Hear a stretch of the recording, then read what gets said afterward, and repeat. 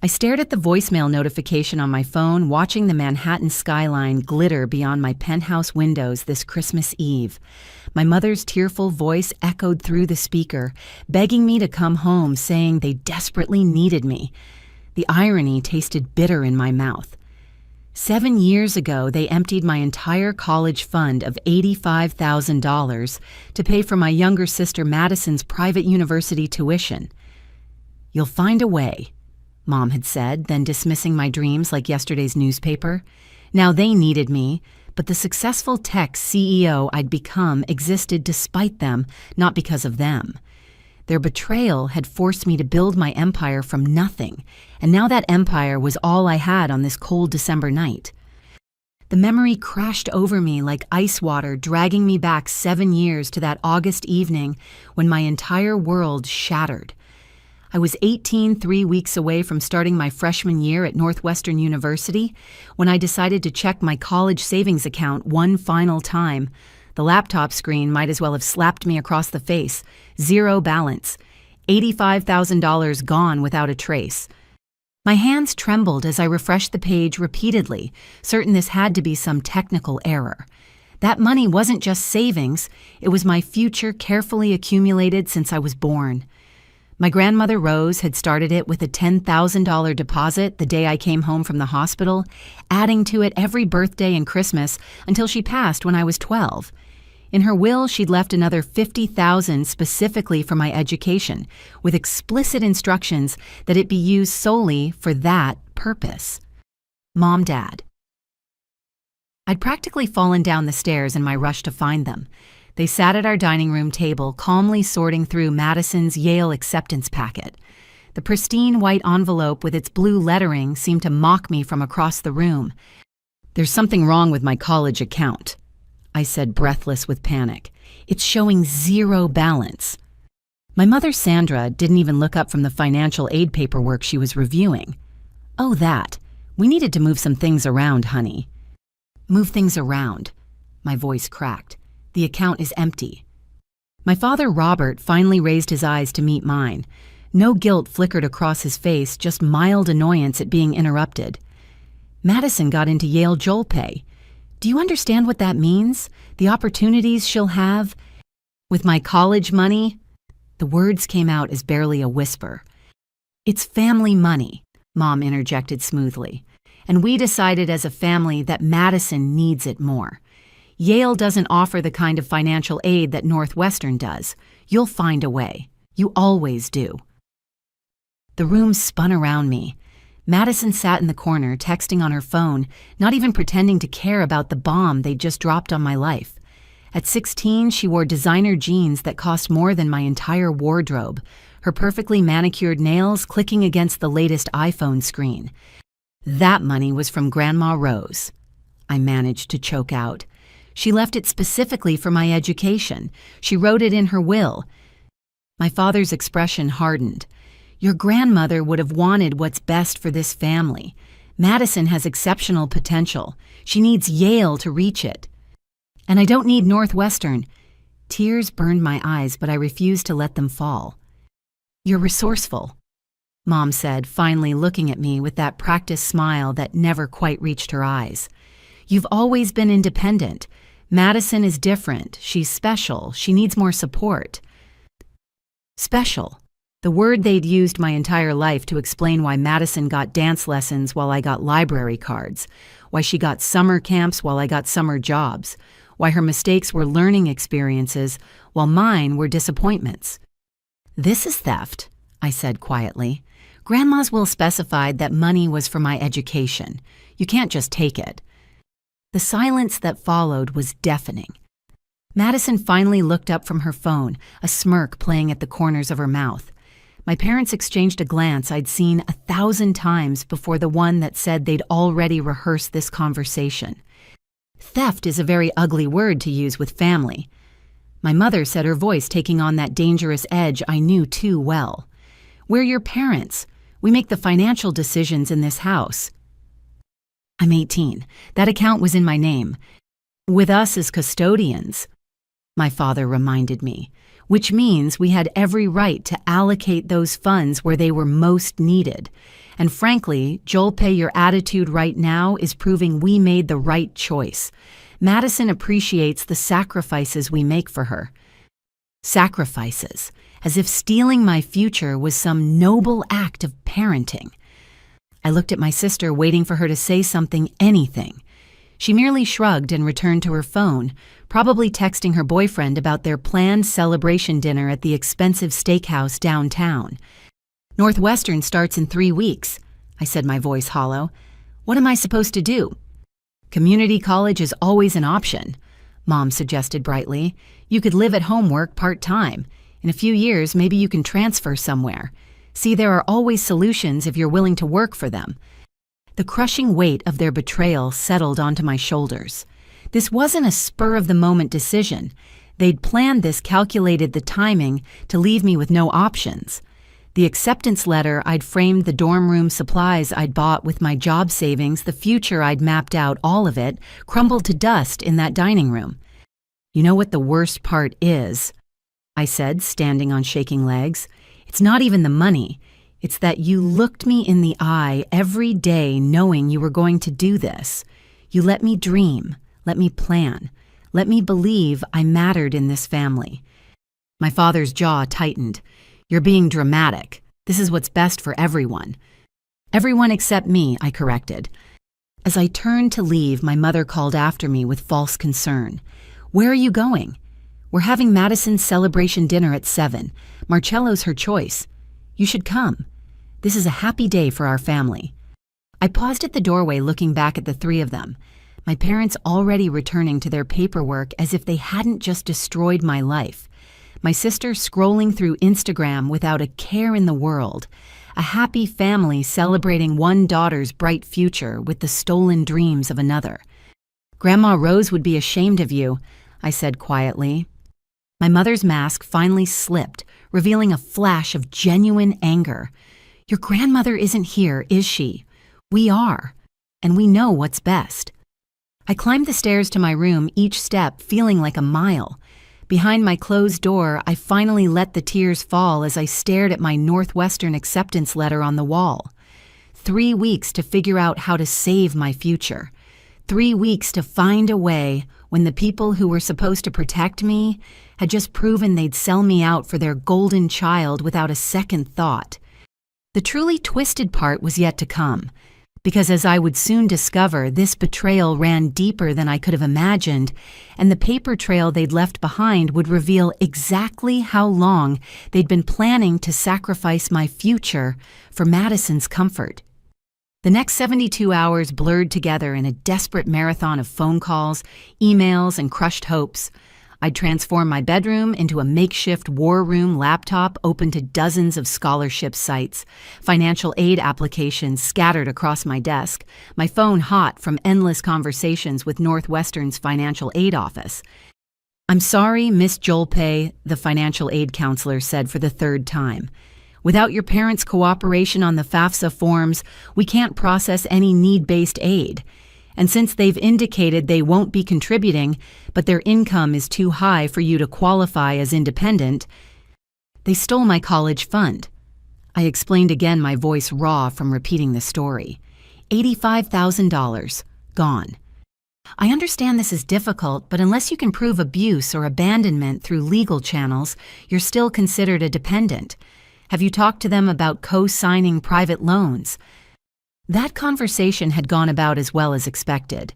I'd found my parents in the living room, Madison between them as they browsed Yale's course catalog on her new laptop, a pre-college gift that cost more than I'd saved from 2 years of part-time work. Absolutely not, my father had said before I'd even finished explaining. We can't risk our credit. Madison might need graduate school loans down the line. I need undergraduate loans right now, I'd pointed out. Then maybe this is the universe telling you to reconsider your path, my mother suggested. Community college really isn't that bad, sweetie. Lots of successful people started there. The doorbell interrupted what would have been my furious response. Aunt Patricia stood on our porch, her expression grim.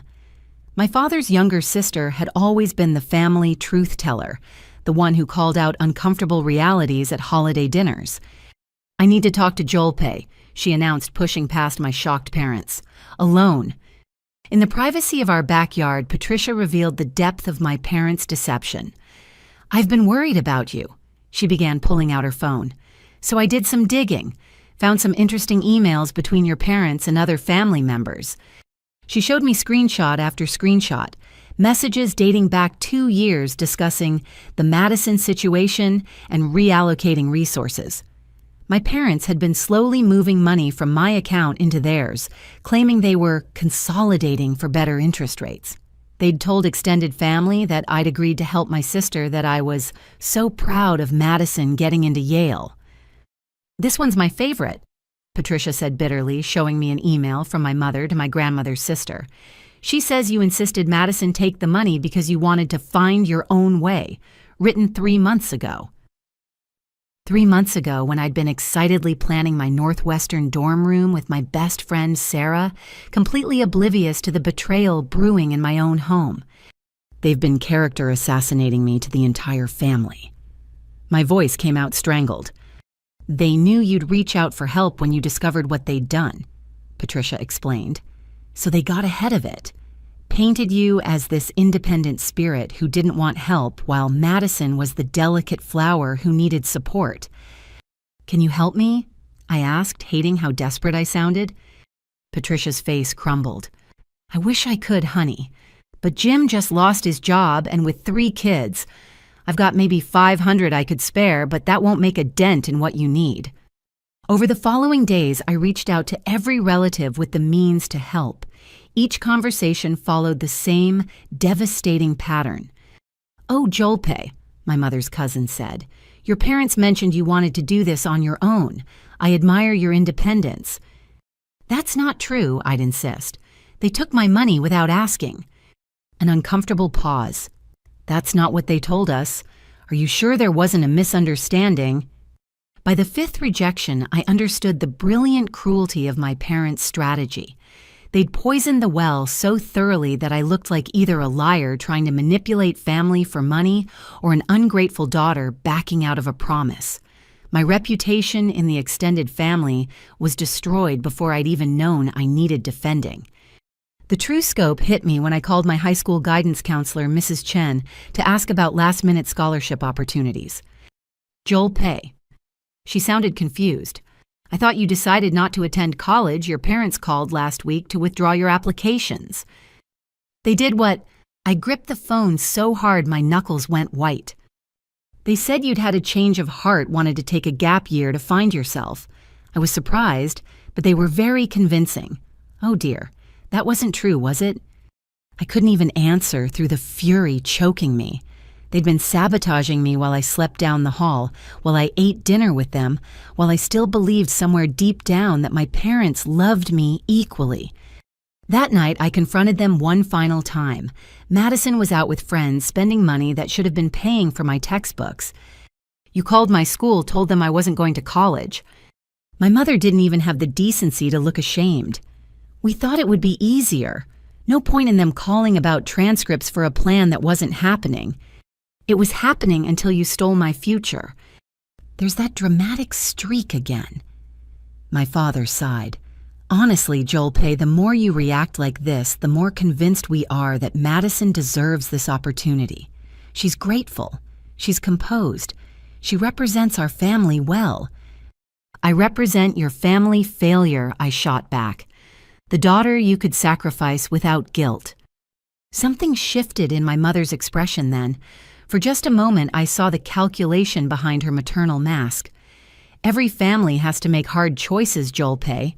We chose the child with the most potential. If you can't understand that, maybe you're not as smart as those Northwestern admissions officers thought." The cruelty of it knocked the breath from my lungs. This wasn't just about money. This was about worth, about value, about my place in this family. I was the expendable one, the backup child whose dreams could be liquidated to fund the favorite's comfort. I spent my last night in that house packing everything I owned into 2 suitcases and a backpack. My parents didn't try to stop me when I announced I was leaving. "Where will you go?" my mother asked, not out of concern but curiosity. Sarah's parents said I could stay with them until I figure things out. I replied, not mentioning it was only for 2 weeks. "Well," my father said, returning his attention to the television, "when you're ready to be reasonable, you know where to find us." As I dragged my suitcases down the driveway, I turned back one last time. My childhood home looked exactly the same as always, 2-story colonial, with its perfect lawn and white picket fence.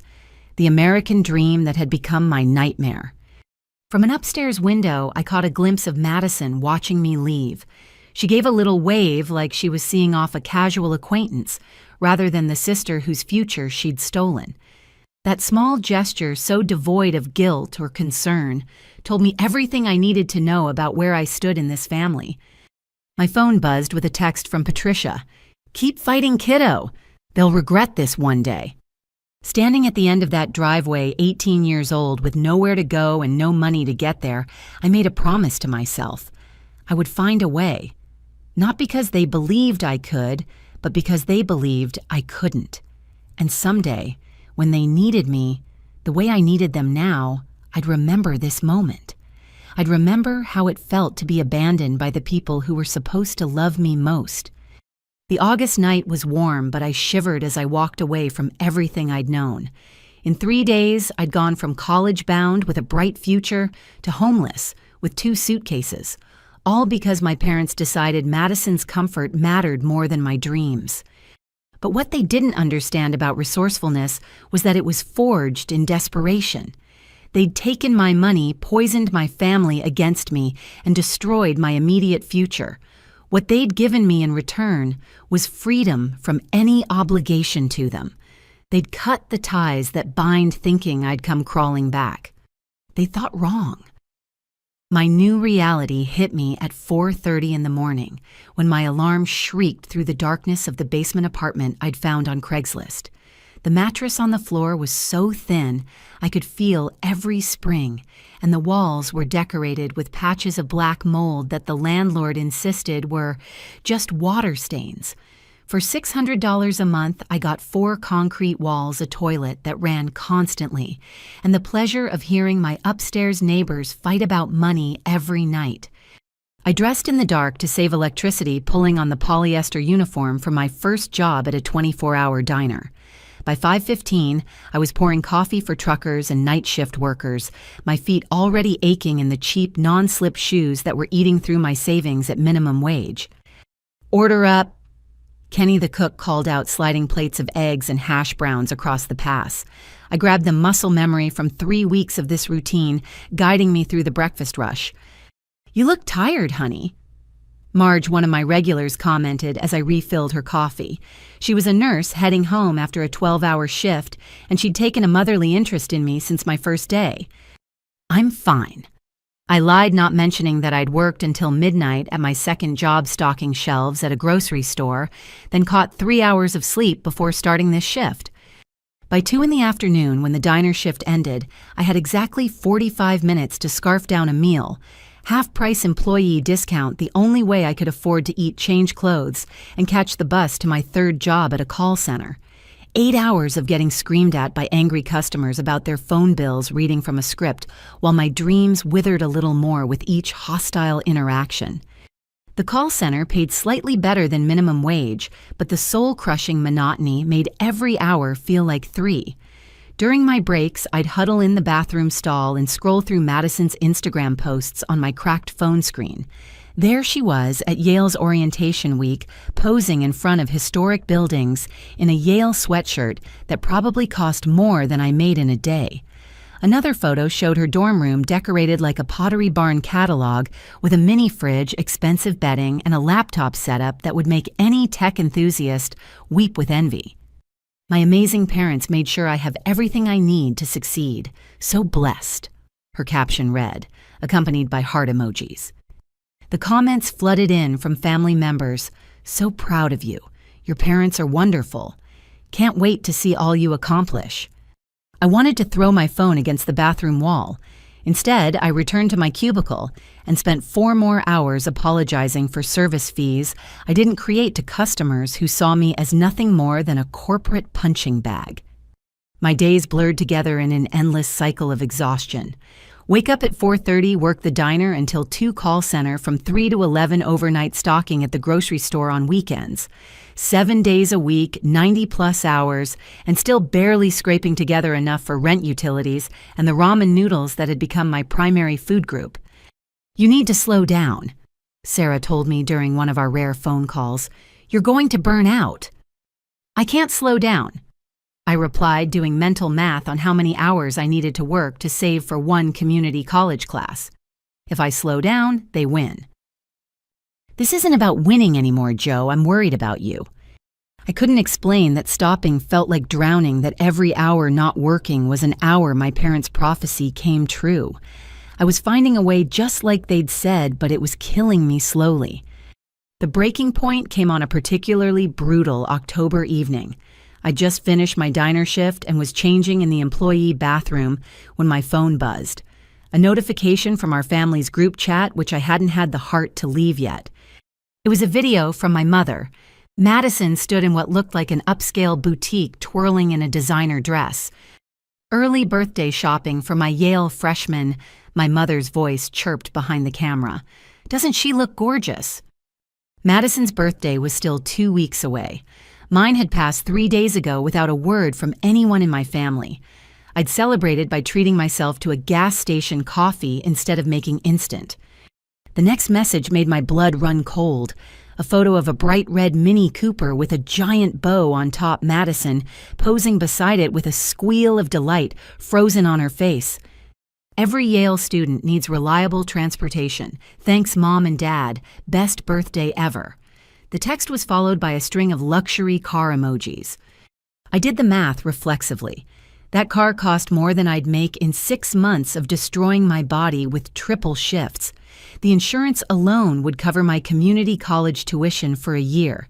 They'd claimed they couldn't risk their credit for my education loans, but apparently buying Madison a brand new car was a worthwhile investment. My cousin Derek had replied to the group chat, "Wow, must be nice to have supportive parents. Some of us have to work for everything." He didn't know how his casual comment twisted the knife deeper. I was working for everything had been for months, and I was nowhere closer to my goals. Meanwhile, Madison was living my dream life on my stolen money, plus whatever else my parents could throw at her. That night at the call center, I couldn't focus on the scripts. My voice cracked as I apologized to yet another angry customer, and my supervisor, Brett, pulled me aside during break. "You okay, Joelpe? You seem off tonight." "I'm fine," I said automatically. "Look," he said, lowering his voice, "I know you're pulling doubles and triples. I see you studying those coding books during lunch. Whatever you're trying to prove, you don't have to kill yourself doing it." "I'm not trying to prove anything," I snapped. "I'm trying to survive." The truth of it hit me as I said it. This wasn't living, it was barely surviving. My parents had been right about one thing. I was resourceful, but resourcefulness without resources was just another word for desperation. The mold in my apartment had gotten worse, creeping across the ceiling like a map of my failures. I developed a persistent cough that wouldn't go away, and the dark circles under my eyes had become permanent fixtures. My body was breaking down, and I was only 3 months into this new life. But the universe wasn't done with its cruel jokes. During my overnight shift at the grocery store, I was stocking the cereal aisle when I heard familiar laughter. Peeking around the corner, I saw Madison with a group of Yale friends grabbing snacks for what sounded like a dorm party.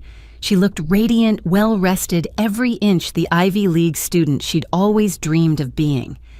"Oh my God," one of her friends said, loading expensive organic chips into their basket. "I would literally die if I had to work retail. Can you imagine?" "Right." Madison laughed, the sound like nails on my soul. "My sister actually works some dead-end jobs. My parents tried to help her, but she's too proud. Some people just can't accept their limitations, you know." They walked past my aisle without seeing me, their laughter echoing through the empty store. I stood there holding a box of cereal, wearing a uniform shirt with someone else's name tag, because mine hadn't come in yet, and felt something inside me crack. But it wasn't despair that flooded through the cracks. It was determination, cold and sharp as winter steel. They thought these were dead-end jobs. They thought I was accepting my limitations. They had no idea that every minimum wage hour, every degrading customer interaction, every night I fell asleep to the sound of sirens and domestic disputes was fuel for the fire they'd lit under me. I pulled out my phone during my break and opened the coding tutorial I'd been working through whenever I had 5 free minutes. My eyes burned with exhaustion, but I forced myself to focus. If I could teach myself to code, if I could build something from nothing, then I could prove what resourcefulness really looked like.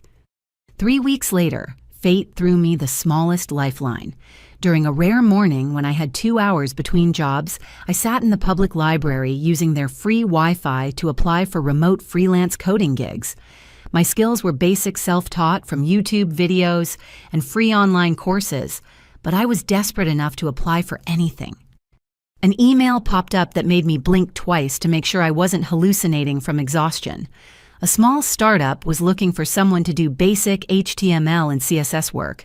The pay was terrible by industry standards, but magnificent compared to minimum wage. They wanted someone who could start immediately and work flexible hours. I fired off my application with shaking fingers, attaching the portfolio website I'd built to showcase the practice projects I'd coded during every stolen moment. 3 days later, they offered me the job. It wasn't much, but it was a crack in the wall my parents had built around my future. That night, as I lay on my thin mattress staring at the moldy ceiling, I didn't see water stains anymore. I saw possibility. Madison might have Yale and a new car and designer clothes bought with my stolen dreams, but I had something she'd never have: the knowledge of what I could survive, and the certainty that I'd build something from the ashes of what they'd burned down. My phone buzzed with another family group text, a photo of my parents and Madison at an expensive steakhouse, raising glasses of wine and a toast. To our Yale student making us proud every day. I deleted the notification without opening it. I had code to write, skills to build, and a future to construct one line at a time. They'd taken my foundation, but they'd forgotten one crucial thing about building from nothing. When you start at the bottom, the only direction is up. The January wind cut through my thin coat as I hunched over my laptop in the startup's lobby, arriving an hour early for my receptionist shift to use their reliable Wi-Fi.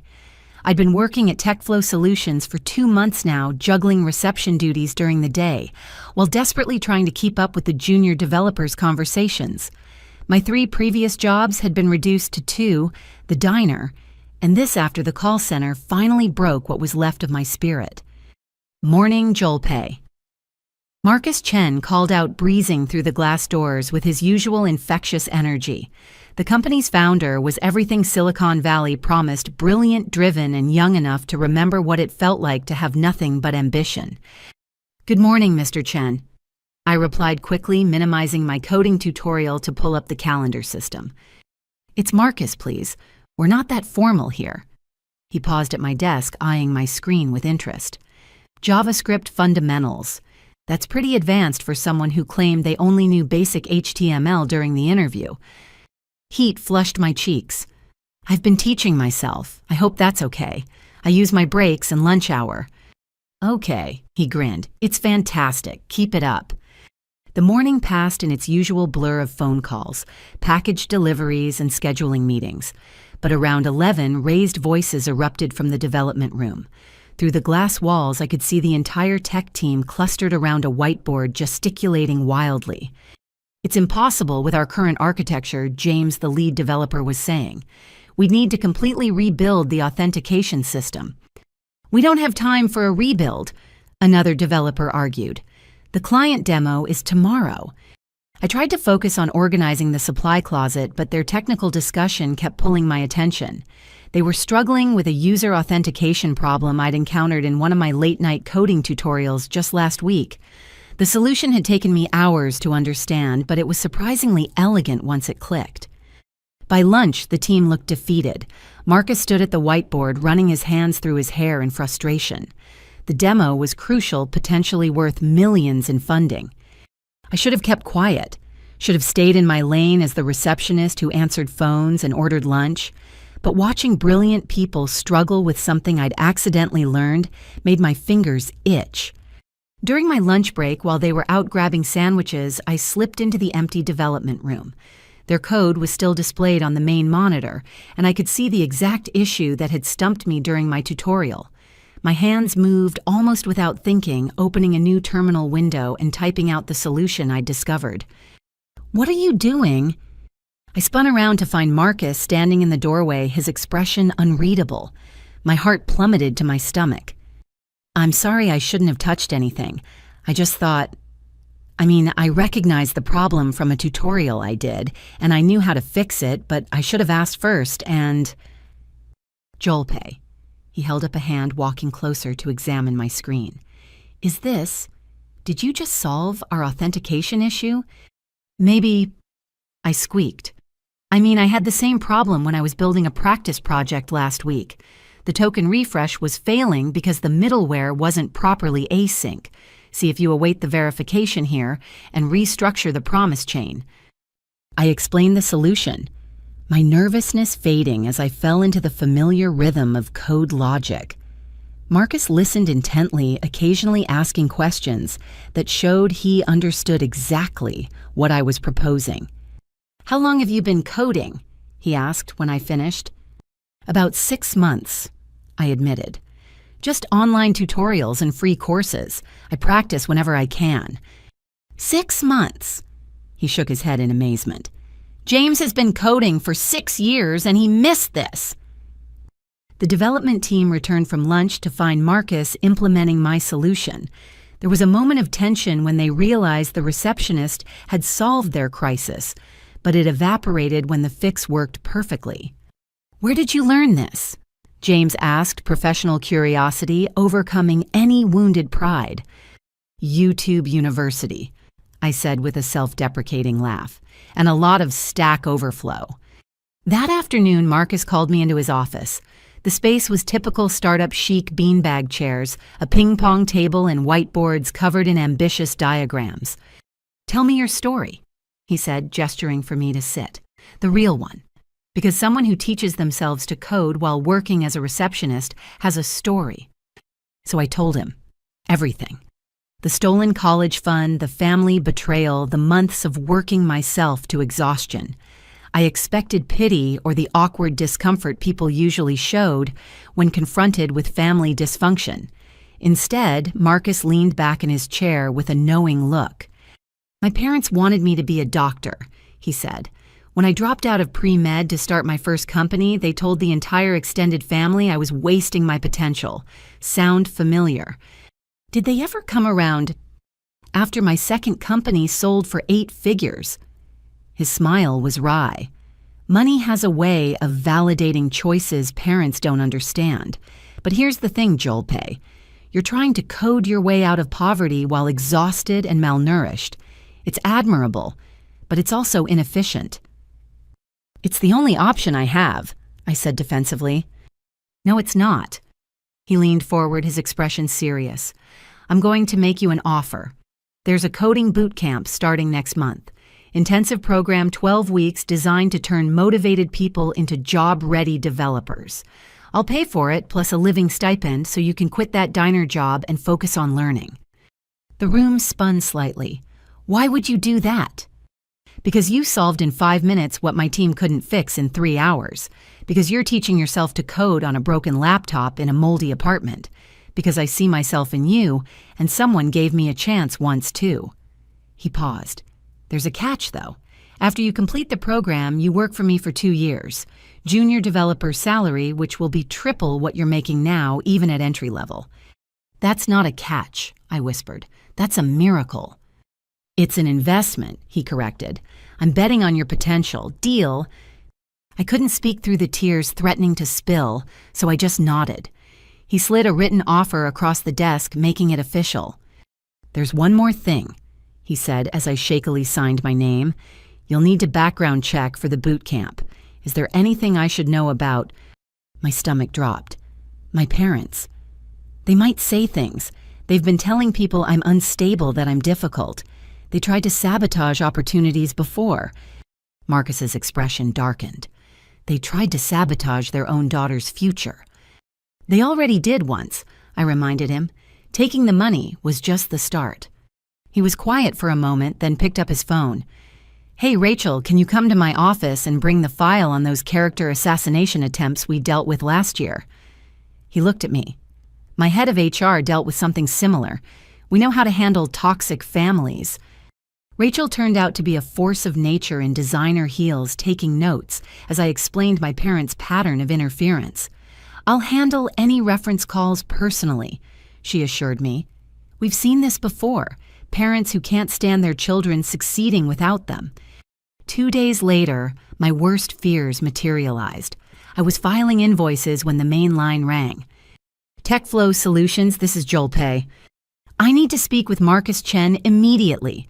My mother's voice sharp with barely contained fury. "Tell him Sandra Williams is calling about my daughter." My hand trembled as I put her on hold and buzzed Marcus. "My mother is on line 1. "Conference room B," he said immediately. "Bring Rachel. Let's hear what she has to say." We listened on speaker as my mother spun her web of lies. I was unstable, she claimed, prone to stealing and lying. She was calling out of concern, worried I might harm the company. "Mrs. Williams," Marcus interrupted smoothly, "I appreciate your concern, but I have to ask, why are you really calling? Your daughter has been exemplary in her work here." "She's manipulative," my mother insisted. "She'll tell you sob stories about her family, but we've done everything for her. She chose to leave college, chose to work minimum wage jobs. We offered to help, but she's too proud." "Interesting." Marcus's voice was deadly calm. "Because I have documentation here showing you emptied her college account. Would you like to explain that?" The silence stretched so long I wondered if she'd hung up. Finally, "That's a family matter." "No, it's theft," Rachel interjected. "And interfering with her employment could be considered harassment. Should we involve our legal team?" The call ended with my mother sputtering threats about lawsuits and family loyalty. Marcus looked at me with something between sympathy and anger. "She really tried to destroy your job opportunity because she found out you were succeeding. She can't stand that I'm proving her wrong," I said quietly. "If I succeed without them, it means they were wrong to write me off. It's easier to sabotage me than admit they made a mistake." Rachel documented everything, creating a paper trail in case my parents escalated. But something shifted in Marcus after that call. He became not just a boss offering opportunity, but a mentor determined to see me succeed despite the obstacles my own family threw in my path. "You know what the best revenge is?" he asked as we left the conference room. "Success." "Success they can't take credit for," he corrected. "Success that happens despite their best efforts to prevent it. Success that proves every word they said about you was a lie." The boot camp started in 3 weeks. For the first time in months, I had hope that burned brighter than the hurt. My parents had stolen my first chance at a future, but they'd inadvertently pushed me towards something potentially better. Traditional college would have given me debt and a degree. This path would give me skills and a mentor who understood that sometimes the family you choose matters more than the family you're born into. That night, I gave notice at the diner, packed my few belongings, and used my first stipend payment to move into a small but clean studio apartment near the boot camp location. No mold on the walls, no sirens all night, no constant reminder of how far I'd fallen. As I lay in my new bed, a real bed with an actual frame, my phone buzzed with a text from Madison. "Heard you're playing secretary now. Mom says you're embarrassing the family. At least I'm making them proud at Yale." I deleted the message without responding. In 12 weeks, I wouldn't be a secretary anymore. I'd be a developer. And somewhere in that transformation, I'd stop being the daughter they could sacrifice and start being the woman who built herself from scratch. Marcus was right about revenge. The best kind wasn't served cold. It was served through code one function at a time. The boot camp transformed me from a desperate self-taught coder into a legitimate developer. 12 weeks of intensive training fueled by proper nutrition and adequate sleep for the first time in months unlocked potential I didn't know existed. My instructors were amazed at my progress, not realizing that when you've spent months coding on a broken laptop between minimum wage shifts, having dedicated time to learn felt like breathing after drowning. By graduation day, I'd built 3 full-stack applications and caught the attention of several hiring managers who attended our demo day. But I'd made a promise to Marcus, and I intended to keep it. The morning I started as a junior developer at TechFlow, earning more in a month than I'd previously made in 3, I finally felt like I could exhale. The work was challenging but exhilarating. I threw myself into every project staying late, not because I had to, but because I wanted to absorb everything. My teammates, who'd witnessed my evolution from receptionist to developer, became my biggest champions. James, who could have resented being shown up instead, became a mentor teaching me architectural patterns that weren't covered in boot camp. 6 months into my new role, everything changed during a company hackathon. The theme was solving daily frustrations. And while others built apps for finding parking or splitting bills, I coded through the night on something personal. My app Fair Share was designed to help young adults track and document financial abuse within families, creating legal records of stolen education funds, inheritance theft, and parental financial manipulation. "This is brilliant," Marcus said as I demonstrated the features. "But it's also very specific, personal experience." You could say that I admitted showing him the inheritance tracking feature that would have saved me if I'd had it years ago. The panel of judges, including 2 venture capitalists Marcus had invited, were intrigued. One of them, Patricia Kumar, pulled me aside after the presentations. "This addresses a real gap in the market," she said. "Elder financial abuse gets attention, but young adult financial abuse by parents is barely acknowledged. Do you have data on the market size?" I didn't, but I spent the next week researching. The numbers were staggering. Millions of young adults experience financial manipulation by family members, but there were few resources to help them document it or seek recourse. Within a month, Patricia's firm offered seed funding of $500,000 to develop Fair Share into a full platform. Marcus not only gave his blessing, but offered to be an advisor. "Your 2-year commitment is to work for me," he said. "Doesn't mean you can't build something on the side. Just remember us when you're running a unicorn." The irony wasn't lost on me that my family's betrayal had inspired something that could help others. I worked on Fair Share during evenings and weekends, careful not to let it interfere with my TechFlow responsibilities. The app launched in beta 3 months later to overwhelming response. Within the first week, we had 10,000 downloads and hundreds of stories that mirrored my own. That's when Madison reached out. Her text came on a Tuesday evening while I was reviewing user feedback. "Hey sis, long time no talk. Wondering if you could help me out with something." I stared at the message, my first direct contact from her in over 2 years. Against my better judgment, I responded, "What do you need?" "Can we meet for coffee? I'm in the city for the weekend." Every instinct screamed no, but curiosity won. We met at a neutral location, a busy cafe where she couldn't cause a scene. The Madison who walked in looked different from her Instagram posts. The designer clothes were still there, but her face carried a stress I'd never seen before. "You look good," she said, eyeing my professional attire with surprise. "Mom said you were struggling." "Mom says a lot of things," I replied evenly. "What do you need, Madison?" She fidgeted with her Yale class ring, a gesture so uncharacteristically nervous it set off alarm bells. "I need a loan, just temporarily. $20,000 should cover it." I nearly choked on my coffee. $20,000 for what? "Expenses," she said vaguely.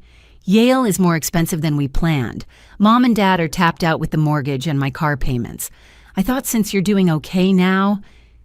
"I'm doing okay because I worked 3 jobs and taught myself to code after you all stole my future," I said quietly. "Why would I give you money?" Her mask slipped, revealing something desperate underneath. "Because I'm your sister. Because family helps family. Like you helped me when they emptied my college fund." "That wasn't my fault," she snapped. I was 16. What was I supposed to do? You were old enough to go to Yale, but not old enough to have a conscience.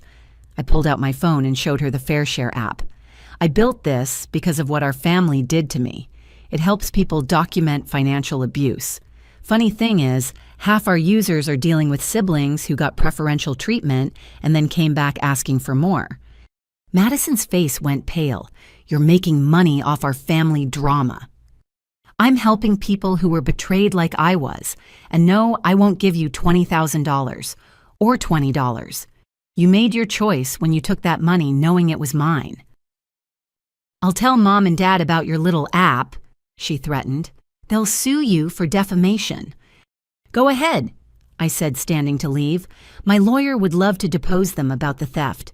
We have all the documentation now, including Grandma's will and the bank records showing how they moved the money. But as I walked to the door, she called out something that made me pause. I'm on academic probation. If I don't pay for a summer program to boost my GPA, I'll lose my scholarship. They don't know. They think I'm doing perfectly. I turned back to see tears streaming down her face, and for a moment I saw my sister instead of my betrayer. Then I remembered her laughing with her friends about my dead-end jobs, and the sympathy evaporated. Maybe you should have studied harder instead of posting Instagram stories from parties, I said. You'll find a way. You're resourceful, right? The echo of our mother's words hung between us. Madison flinched as if I'd slapped her, finally understanding what it felt like to have family turn their backs when you needed them most. I left her there and went back to my life, but the encounter disturbed something I'd thought was settled. That night, I dove into FareShare's data reading story after story of golden children who eventually faced consequences when the parental money ran dry. The pattern was consistent: years of entitlement followed by spectacular falls when reality hit. 2 weeks later, my suspicions were confirmed when a user posted about discovering their sibling had been lying to their parents about academic performance while spending tuition money on lifestyle maintenance. The details were too specific to be coincidence. Madison was living a double life, and the facade was cracking. My phone rang at midnight. Mom. What did you say to your sister? She demanded without preamble. She's been crying for days. I told her I wouldn't give her money, I replied. The same way you told me to find my own way. This is different. She's maintaining excellence at Yale. You were just going to a state school. Northwestern isn't a state school, Mom, and Madison isn't maintaining excellence. She's on academic probation. The silence stretched so long, I checked to make sure the call hadn't dropped. Finally, you're lying. Madison would never lie to us. Like you never lied to the family about me agreeing to give her my college fund. How dare you? How dare you call me at midnight demanding money for the child you chose over me? I kept my voice calm despite the anger burning in my chest. Madison made her bed with my stolen sheets. Now she can lie in it. When did you become so cruel? My mother whispered. I learned from the best, I said and hung up. The family group chat exploded over the following days. Messages flew about my selfishness, my cruelty to poor Madison, who was struggling to maintain perfection. I watched it all unfold without responding, screenshotting everything for potential legal documentation. But the real vindication came a month later when the truth emerged. Madison had been lying for over a year, maintaining an elaborate deception about her grades, while spiraling into shopping addiction and party culture. The $20,000 she'd asked me for wasn't for a summer program. It was to pay off credit card debt she'd hidden from our parents. The family narrative shifted overnight. The golden child had tarnished, and suddenly everyone remembered how poor Joel had been treated. Aunt Patricia called to say she was proud of me for standing firm. Cousins who'd believed my parents' lies reached out with apologies. I accepted none of it.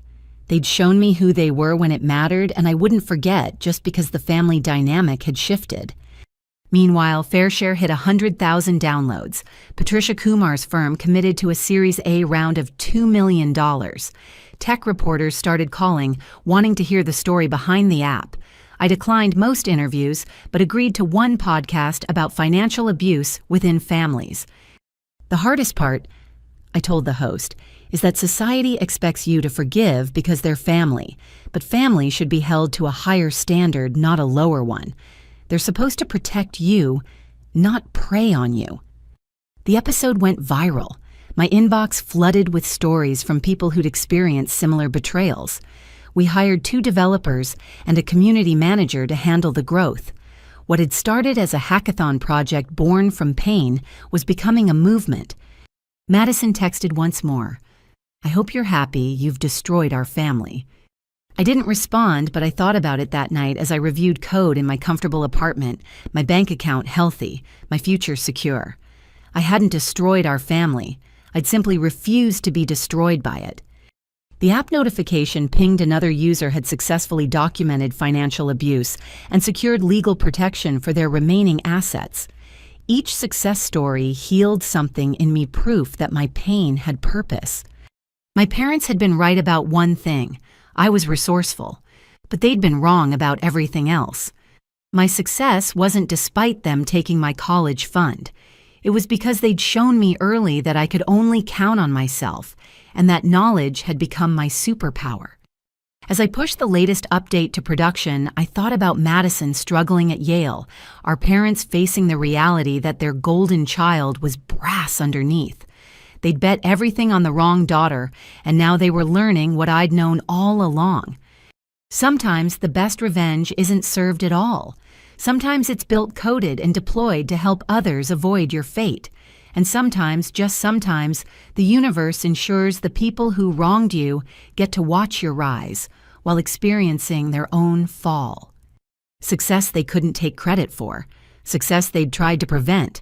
Success that proved every word they'd said about me was a lie. Marcus had been right about everything. The morning fair share officially launched, changed everything. I woke to my phone buzzing incessantly. Not my alarm, but notification after notification. Downloads were pouring in at a rate that crashed our servers twice before noon.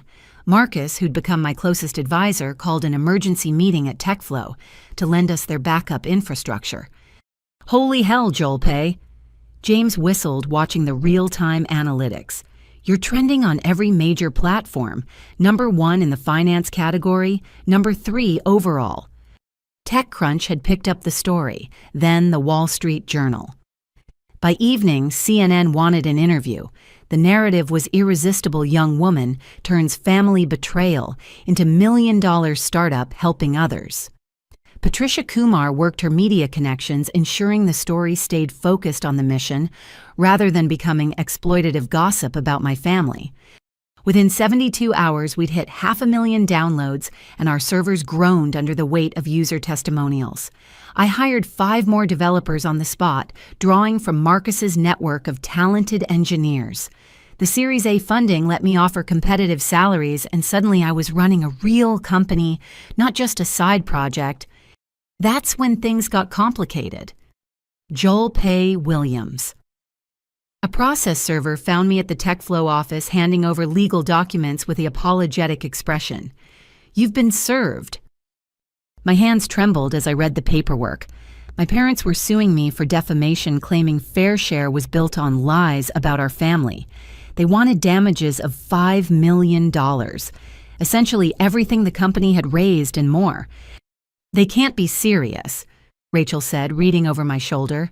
She'd become something of a protective older sister figure since handling my mother's harassment calls.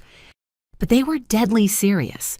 The lawsuit claimed I'd stolen family stories for profit, that I'd exaggerated their actions, that the entire app was a vindictive attack on loving parents who'd only tried to help both daughters equally. Marcus immediately connected me with Sharon Patel, one of Silicon Valley's most feared litigation attorneys. She reviewed the case with the kind of predatory smile that made me grateful she was on my side. "This is what we call a slap suit," she explained. "Strategic lawsuit against public participation. They're trying to silence you with legal costs. Unfortunately for them, California has excellent anti-slap statutes, and you have something even better." What's that? The truth, and documentation to prove it. The legal filing became public record, which meant journalists could access it. My parents had miscalculated spectacularly.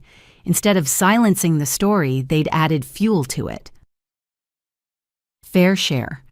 Your story began trending as users rallied around the platform, sharing their own experiences with financial abuse.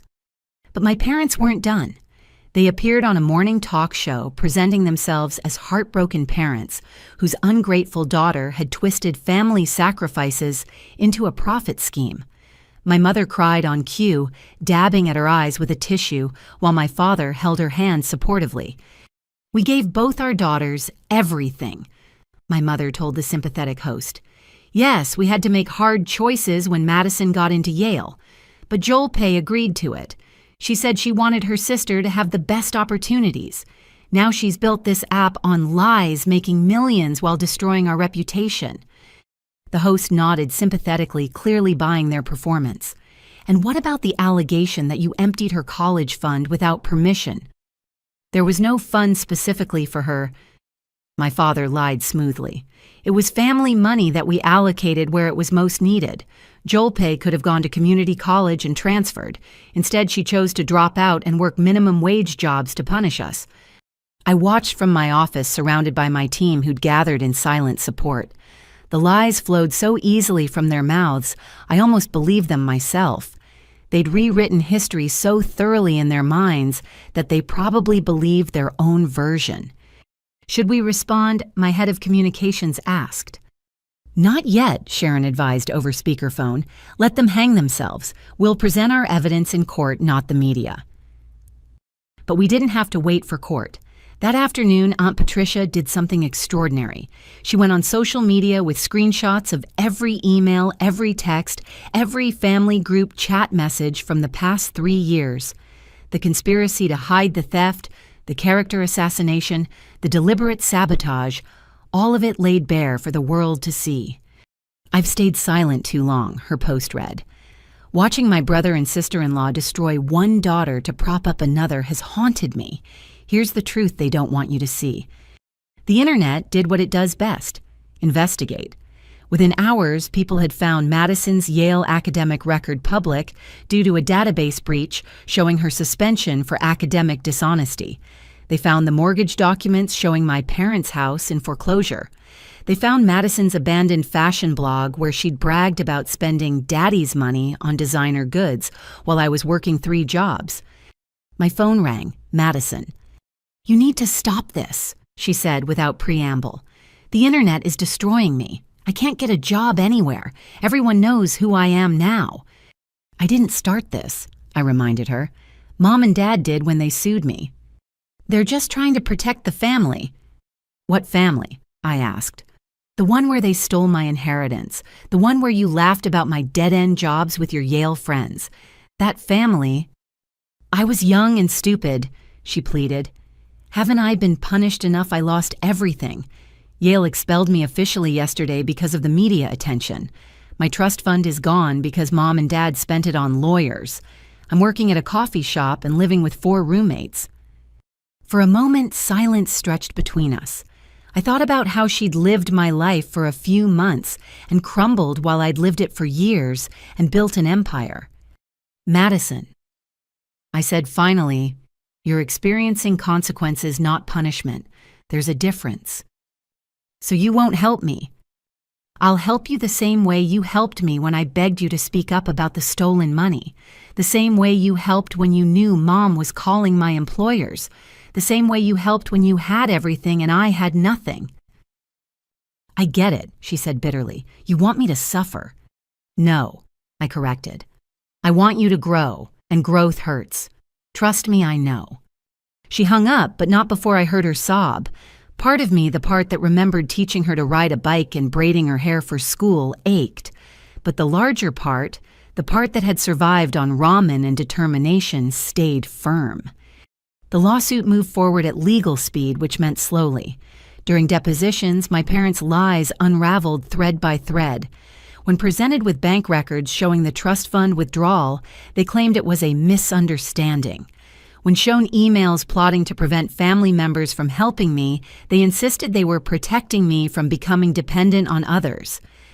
The most damning evidence came from an unexpected source: My grandmother's estate attorney, Richard Bowman, had been following the news. He reached out to Sharon with a bombshell. "Your grandmother suspected this might happen," he told me during a meeting. "She actually recorded a video message for you to be released if there was ever a dispute about the inheritance. She wanted to ensure her wishes were clear." I watched my grandmother's face appear on his laptop screen, and tears immediately blurred my vision. She looked exactly as I remembered. Silver hair, pinned back, sharp eyes that missed nothing, wearing her favorite pearl necklace. "My dearest Jolpe," her recorded voice began, "if you're watching this, it means your parents have done what I feared they might. I've watched them favor Madison since she was born, watched them dim your light to make hers shine brighter. The money I'm leaving is for your education and your education alone. I've made this video because I know your parents will try to take it, and I need you to know, fight them. You deserve every opportunity, my dear one. Don't let them steal your future." The video was legally admissible and destroyed my parents' claim that I'd misunderstood the fund's purpose. But more than that, it gave me something I desperately needed: validation that someone in my family had seen the truth and loved me enough to protect me, even from beyond the grave. Sharon used the video as leverage to force a settlement. My parents, facing perjury charges and public humiliation, agreed to drop the lawsuit in exchange for me not pursuing criminal theft charges. They also had to sign a document admitting they'd taken money designated for my education and used it for Madison, effectively vindicating everything I'd said publicly. The day the settlement was signed, FairShare hit 1 million downloads. We announced our Series B funding of $10 million with Patricia Kumar's firm, leading the round again. Major financial institutions reached out about partnerships. Universities wanted to include our resources in their financial aid offices. But the sweetest moment came when Forbes reached out for a feature. They wanted to include me in their 30 under 30 list, with a full profile about turning pain into purpose. From stolen dreams to Silicon Valley success. The headline would read, "They wanted to do a photo shoot at the TechFlow offices where it all began." That night, I sat in my apartment. My new apartment, a beautiful 2-bedroom in a building with actual amenities and no mold, reading through user testimonials. Thousands of young adults had used FairShare to document financial abuse, protect their assets, and build cases for independence. We'd partnered with pro bono lawyers to help users seeking legal remedy. We'd created scholarship funds for those whose education money had been stolen.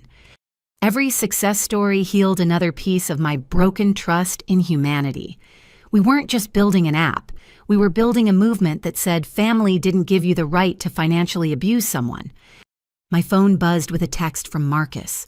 "Proud of you, kid. You didn't just find a way. You built a highway for others to follow."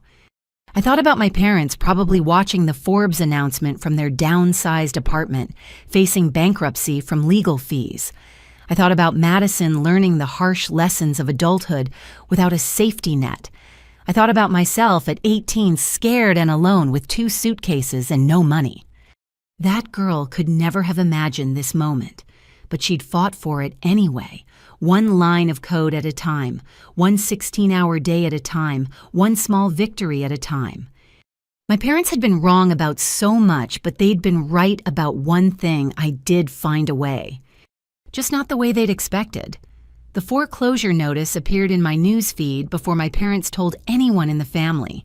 A local news site had published the listing, "Prominent Williams family home in foreclosure after failed business ventures." The accompanying photo showed the colonial house where I'd grown up, a red "foreclosure" sign staked in that perfectly manicured lawn my father had obsessed over. I was reviewing code when Patricia Kumar forwarded the article with a single line, "Your parents just gave us incredible PR for the Series B announcement." She wasn't wrong. The timing was poetic. My success, rising as theirs, crashed down. But staring at that photo, I felt nothing. Not satisfaction, not sadness, just a hollow acknowledgement that consequences had finally caught up with them. Then Madison's call shattered my morning peace. "Are you happy now?" She was crying so hard I could barely understand her. They're losing the house because of your stupid lawsuit. We're going to be homeless. They're losing the house because they took out a second mortgage to fund your Yale lifestyle. I corrected, pulling up my documentation. The lawsuit they filed just accelerated what was already happening. You don't understand. I never graduated, Joe. I haven't been at Yale for a year. I set down my coffee carefully. Explain. The story tumbled out between sobs. Madison had been expelled for plagiarism in her junior year. Not just one paper, but a systematic pattern of buying essays online. The academic probation had been her last chance, and she'd blown it. But instead of telling our parents, she'd maintained an elaborate lie complete with fake grade reports and staged photos with friends who were still enrolled. I used the tuition money they kept sending to maintain appearances, she admitted. Rent for an apartment near campus clothes to look the part, trips to make my Instagram look right. I thought if I could just fake it until I figured out another plan. You spent a year's worth of Yale tuition on maintaining a lie. I couldn't hide my disbelief. It was more than tuition, she wailed. They gave me everything.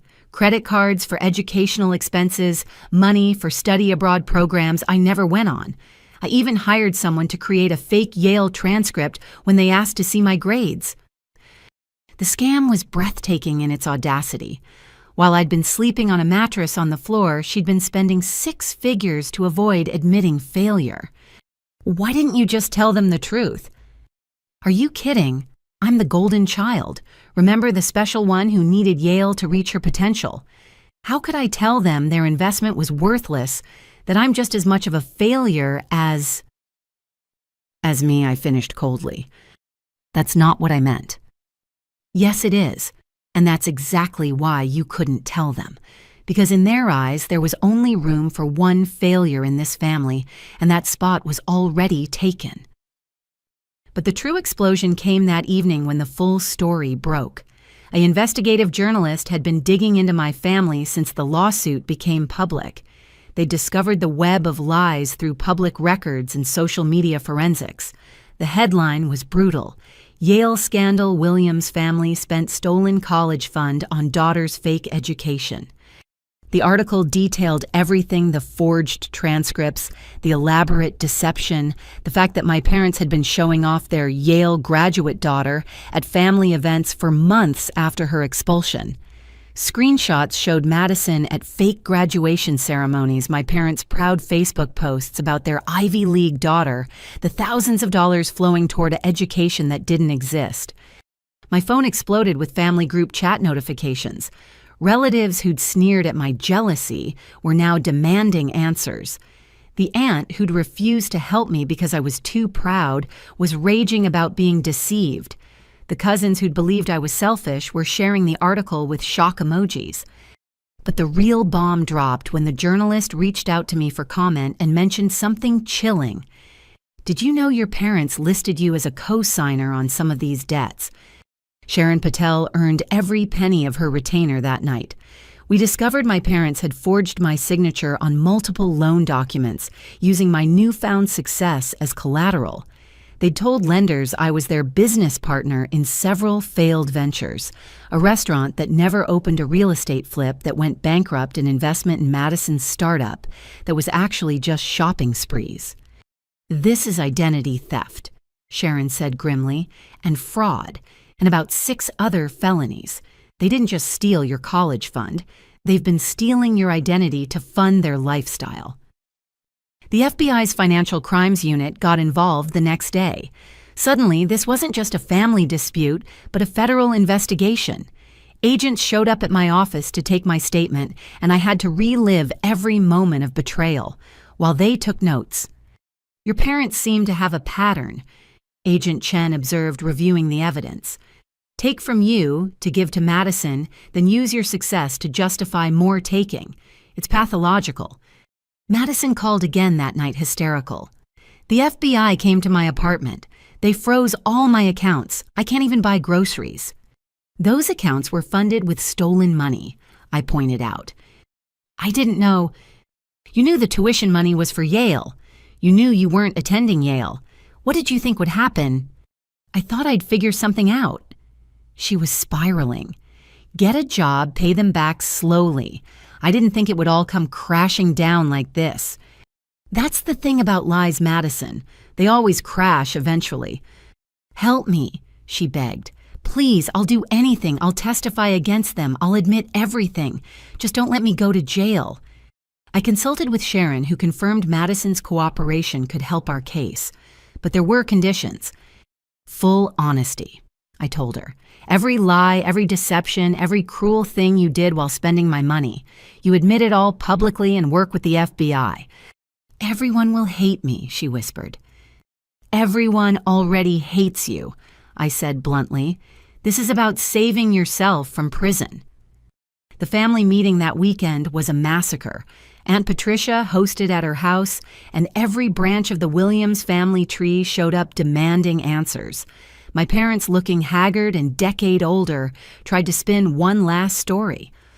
We were trying to protect the family's reputation, my mother insisted. If people knew Madison had failed, it would reflect poorly on all of us. So you stole from Joel Pay to pay for a fake education? Uncle Dennis asked incredulously. We didn't steal, my father roared. We reallocated family resources. You committed fraud, Patricia corrected coldly. You forged signatures. You lied to lenders. You destroyed one daughter to prop up a fantasy about the other. The room erupted. Years of buried resentment surfaced. Other relatives admitted my parents had borrowed money they'd never returned, always with promises that Madison's future Yale success would enable repayment. The family's financial web of deceit went deeper than anyone had realized. Madison sat in the corner, silent for once, her designer clothes looking like costume pieces now that everyone knew they'd been bought with blood money. Mine. I need everyone to know something, she finally said, voice barely above a whisper. I knew they emptied Joe's account. I was there when they discussed it. Mom said Joe was strong enough to handle disappointment, but I needed protection. I laughed. I actually laughed when Dad said she'd probably thank us one day for teaching her resilience. The confession sucked the air from the room. Even I hadn't known she'd been party to the planning. You watched them steal my future and laughed. I asked, my voice deadly calm. I was 16. I was selfish and stupid, and I believed them when they said you didn't really need it. She was sobbing now, mascara streaming down her face. They'd spent my whole life telling me I was special, that I deserved the best. I thought that meant I deserved it more than you. And now, Patricia asked sharply. Now I know I didn't deserve any of it. I'm 23 years old with a fake Yale transcript, real debt I can't pay, and skills in nothing except lying and shopping. She looked at me directly for the first time. You were right at the coffee shop. This isn't punishment. It's consequences, and I earned every bit of it. The meeting ended with the family collectively cutting off my parents. Cousins who'd loaned them money demanded repayment. Aunts who'd been told I was difficult apologized to me. The family story had been rewritten with the truth, and my parents found themselves the villains of their own narrative. But the cruelest cut came from Madison herself. Under FBI pressure and facing fraud charges, she agreed to testify against our parents in exchange for immunity. She provided investigators with recorded conversations where they'd coached her to lie documents showing they knew about her expulsion evidence of their systematic financial crimes beyond what they'd done to me. The last time I saw my parents as a family unit was at their arraignment. They stood before a federal judge charged with identity theft, wire fraud, and conspiracy. Their lawyer argued for bail, claiming they weren't flight risks. Your Honor, the prosecutor countered, they've already proven they'll sacrifice their own children for money. They're the very definition of flight risks. Bail was set at $1 million each. They couldn't make it. As they were led away in handcuffs, my mother caught my eye. For just a moment, her mask completely dropped. The look she gave me wasn't anger or sadness or even regret. It was pure bewilderment, like she genuinely couldn't understand how I'd escaped the role they'd assigned me. I understood then that in their minds I'd always been the sacrifice. Not a daughter, not a person with dreams, just collateral damage in their pursuit of creating the perfect golden child. My success didn't compute because sacrifices weren't supposed to rise from the ashes. Outside the courthouse, Madison waited by my car. She looked smaller somehow, her designer armor traded for jeans and a simple sweater. "I know you hate me," she started. "I don't hate you," I interrupted. "Hate requires energy I don't want to waste on you." "I'm going to make this right," she said. "I don't know how, but I'll figure it out. I'll get a real job, go to community college, build something honest. Maybe someday I can be someone you're not ashamed to call sister." I studied her for a long moment, searching for the entitled girl who'd laughed while they planned my destruction.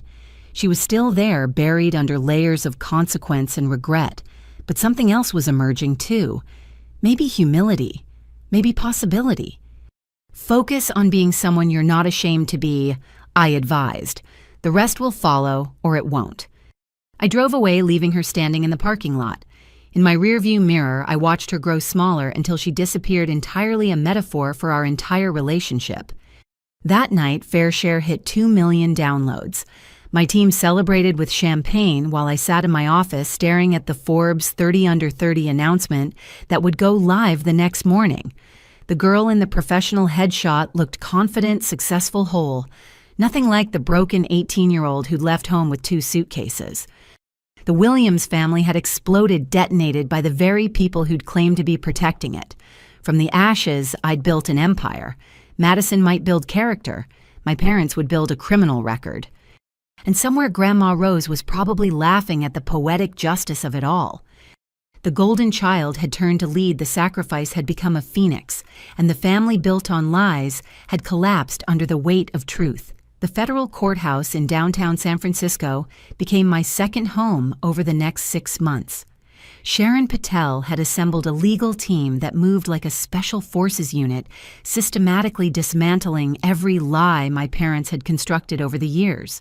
But the real shock came when we discovered just how deep their fraudulent activities went. "Jolpe, you need to see this," Sharon said during one of our morning strategy sessions, sliding a stack of documents across her conference table.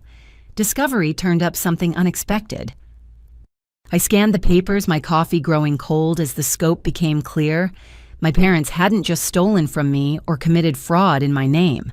They'd created an entire network of financial crimes, spanning 5 years.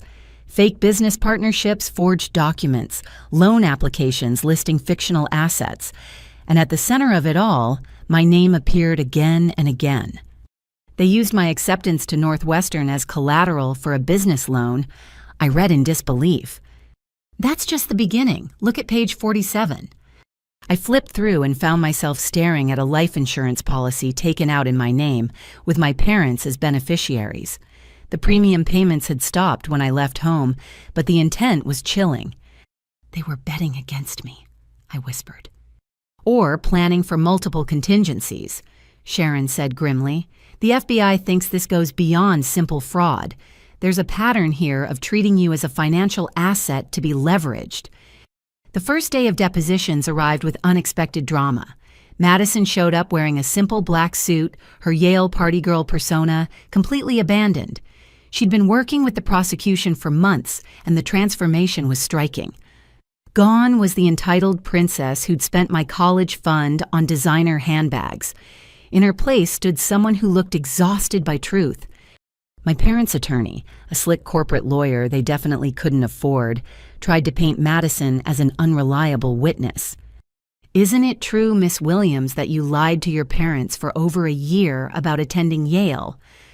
"Yes," Madison answered clearly. "And isn't it true that you created elaborate deceptions, including fake transcripts?" "Yes." "So why should anyone believe you now?"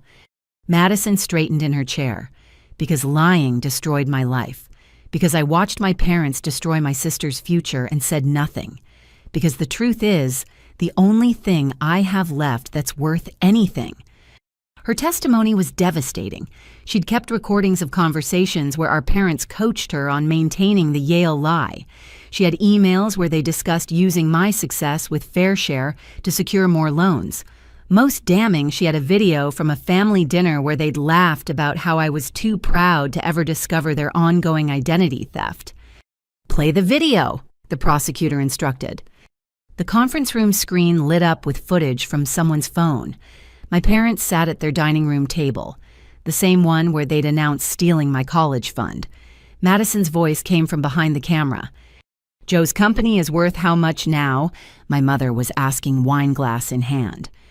"The latest funding round valued it at $50 million. My father replied, scrolling through his phone. "We could probably get approved for that expansion loan now. List her as a silent partner." "She'll never know." My mother laughed. "Too busy playing CEO to check every little document. Besides, we're her parents. We have every right to benefit from our investment in her." "What investment?" Madison's recorded voice asked. "We made her strong," my father said without irony. "That struggle we put her through. That's what built her character. Really, she owes us for creating the adversity that made her successful." The room went silent as the video ended. Even my parents' attorney looked uncomfortable. The prosecution's psychiatrist expert witness would later testify that this represented a classic narcissistic reframing, taking credit for the success that emerged despite their abuse, not because of it. When it was my turn to testify, I came armed with 3 years of documentation. Bank records, emails, text messages, recordings, everything FairShare had taught users to collect I'd been gathering since the day I left home. The jury saw it all: the systematic theft, the character assassination, the deliberate sabotage of opportunities. "Let me understand," the prosecutor said for emphasis. "Your parents stole your college fund, used your identity for fraud, attempted to destroy your employment opportunities, and then sued you for defamation when you became successful." "That's correct," I confirmed. "And how did that make you feel?" I paused, choosing my words carefully. Like I was never their daughter, just their financial resource, something to be extracted from, not invested in. My mother broke down crying at the defense table. My father tried to comfort her, but his gesture looked mechanical, performed for the jury, rather than genuine emotion. They'd played these roles so long, devoted parents, martyrs to ungrateful children, that truth had become foreign to them. The defense's case was built on portraying me as vindictive, claiming I'd orchestrated everything to punish them for choosing Madison. Their attorney presented a narrative where I'd abandoned the family, refused reasonable requests for help, and then built a company specifically to destroy them. It might have worked if Aunt Patricia hadn't been their next witness.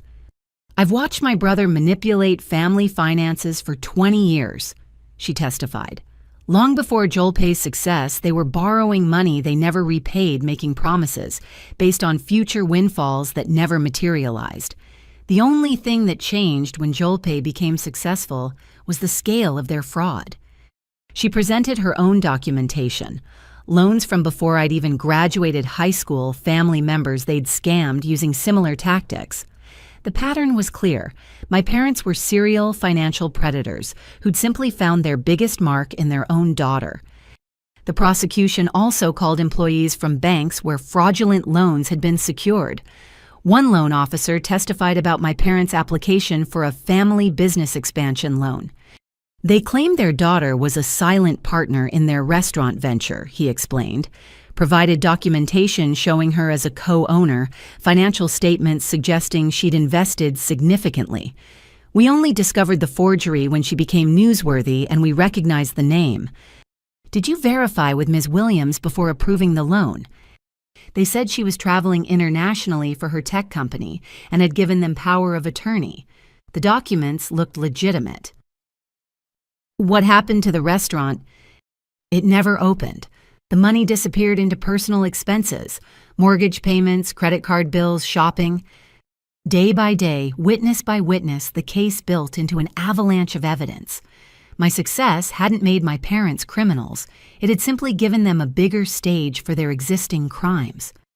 The turning point came when the prosecution presented evidence I hadn't known existed. The FBI's digital forensics team had recovered deleted messages between my parents from the week before they stole my college fund. "Robert, are you sure about this?" my mother had texted. "It's her whole future." "She'll be fine," he'd responded. "Kids like her always land on their feet.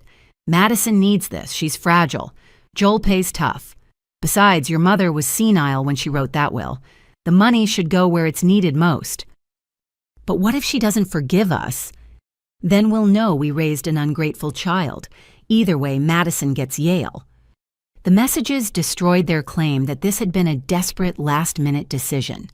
They'd planned it, debated it, and ultimately decided my future was an acceptable sacrifice for Madison's comfort.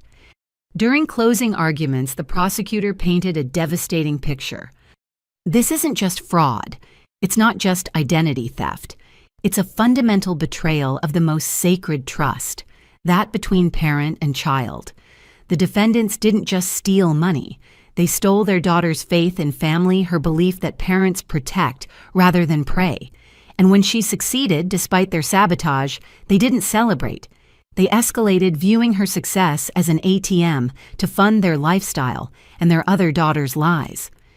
The defense tried one last emotional appeal, my parents' attorney, arguing they were misguided but loving parents who'd made mistakes trying to provide for both children. The jury didn't buy it. Deliberation took less than 4 hours. Guilty on all counts: wire fraud, identity theft, conspiracy to commit fraud, forgery. The courtroom erupted when the verdict was read, but I felt only hollow relief. Justice had been served, but it tasted like ashes. These were still my parents, and some part of me, the little girl who'd once believed they loved me, mourned what could have been. Madison found me in the courthouse bathroom afterward, both of us hiding from the media circus outside. "I'm sorry," she said to my reflection in the mirror. "Not just for what I did, but for what I didn't do. I could have stopped this years ago if I'd had the courage to say no." "We were both kids," I said, surprising myself with the words. "They raised us to play these roles. You as the golden child, me as the scapegoat. The difference is, I broke free first." "Do you think—" she started, then stopped. "What? Do you think there's any chance we could ever be real sisters? Not the roles they assigned us, but actual family?" I turned to face her directly. "I don't know. Trust takes time to rebuild, and we've got a lot of broken pieces between us. But maybe we start with truth and see where it leads." She nodded, tears streaming down her face. "Truth. I can do truth." We left the bathroom together, facing the cameras side by side. The headlines would scream about family betrayal and justice served. But in that moment, walking out of that courthouse, I felt something I hadn't expected, the tiniest seed of hope, that from the wreckage of our family, something real might grow. The sentencing would come later, my parents facing up to 20 years in federal prison. The irony wasn't lost on me that they'd spend more time paying for their crimes than they'd spent raising me, but that was their choice, their consequence, their ending. My story was just beginning. FairShare had just closed our Series C funding at a $100 million valuation. We were expanding internationally, helping millions of young adults protect themselves from financial abuse. Universities were integrating our resources into freshman orientation. Financial institutions were partnering with us to flag suspicious family-related transactions. From the ashes of my stolen college fund, we'd built something that ensured no one else would suffer alone in silence. My parents had been right about one unintended thing. Adversity had made me strong, just not in the way they'd planned. The letter arrived on a Tuesday morning, delivered by a courier who required signature confirmation. The return address made my hands tremble. Bowman and Associates Estate Attorneys. Richard Bowman had been my grandmother's lawyer, the one who'd revealed her video message during the trial. I couldn't imagine what more there could be to discover. Inside my office at FairShare's new headquarters, we'd outgrown the shared space and now occupied an entire floor in downtown San Francisco. I opened the envelope with careful fingers. "Dear Ms. Williams," the letter began. "During the recent legal proceedings regarding your parents' criminal activities, certain irregularities in your grandmother Rose Williams' estate came to light. As part of the FBI's investigation, we were required to conduct a full forensic audit of all financial transactions related to the estate. This audit has revealed information that requires your immediate attention." My mouth went dry as I continued reading. The audit had discovered a second trust fund, one my grandmother had established through a different attorney 2 years before her death.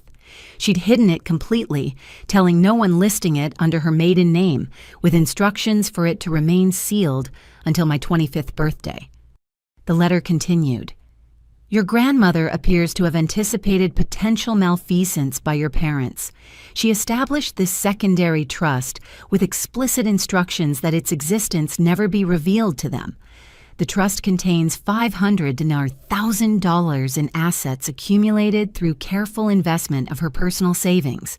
Additionally, there is a sealed letter addressed to you." I had to read it 3 times before the words sank in.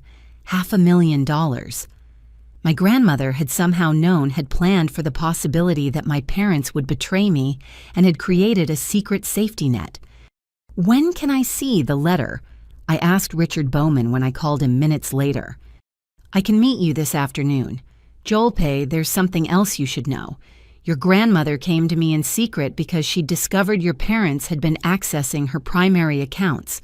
She was concerned about their financial habits even then."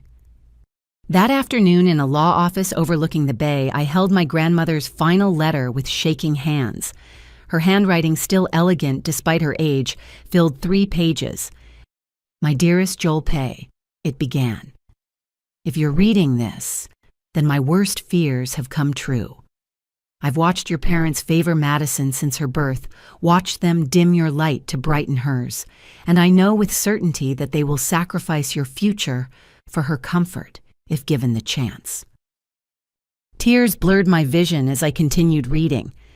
"The money I left for your education in my main will is likely gone used for Madison's wants rather than your needs. This is why I created this second trust, hidden where they cannot touch it. But more than money, I want to leave you with truth. Your parents have a sickness, my dear. They cannot see your worth because it threatens the narrative they've built around Madison's specialness. Every achievement of yours reminds them that their favoritism has no basis in merit, only in their own broken psychology. I've enclosed documentation of their history, loans they've taken in my name, money they've stolen from my accounts, lies they've told family members. Use this if you need to protect yourself. But more importantly, know this. You are extraordinary, not because of them or despite them, but because of who you are at your core. Build your life away from their poison. Find people who see your worth. Create the family you deserve, not the one you were born into. And when they inevitably come begging, because success like yours cannot be hidden, remember that forgiveness does not require reconciliation. You can release the anger without inviting them back into your life. All my love and faith in your brilliant future, Grandma Rose. P.S. There's a reason I taught you chess while they were teaching Madison to pose for pictures. Strategy beats performance every time. The pages trembled in my hands. Even from beyond the grave, my grandmother had been protecting me, planning for contingencies, playing a long game my parents never saw coming. The additional documentation she'd mentioned was damning. Proof that their financial crimes had started long before they'd touched my college fund. "There's more," Richard said gently. "Your grandmother updated this trust annually. The investment strategy she outlined has grown the initial amount considerably. With compound interest and market gains over the past 7 years, the trust is now worth approximately $873,000.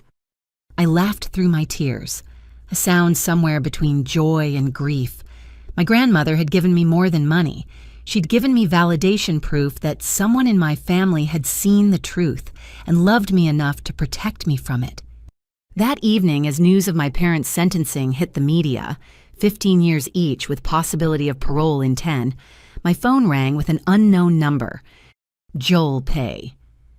Madison's voice was small, exhausted. "Did you see?" "I saw. 15 years. They'll be in their 70s when they get out." We sat in silence with that reality. Our parents, who'd spent our childhoods building elaborate facades, would spend our adulthoods in federal prison. "I got into community college," she said suddenly, "starting fresh. Accounting major. Figured I should learn what honest numbers look like." "That's good, Madison, really." "I also got a job. Nothing fancy. Data entry at a small firm. But they don't know who I am, and I'm keeping it that way. No more Instagram, no more pretending. Just work." "Why are you telling me this?" "Because you're the only family I have left who might actually give a damn if I become a better person. Everyone else wrote me off with Mom and Dad, and I don't blame them. I thought about Grandma Rose's words about creating the family you deserve. Madison had been shaped by our parents' poison just as much as I had, just in different ways. Maybe there was hope for her yet. "Send me your class schedule," I said finally. "If you're serious about this, you'll need tutoring. I know some people." "You'd help me." The shock in her voice was painful to hear. "I'm not helping the girl who laughed while they stole from me. I'm potentially helping whoever you're trying to become. There's a difference."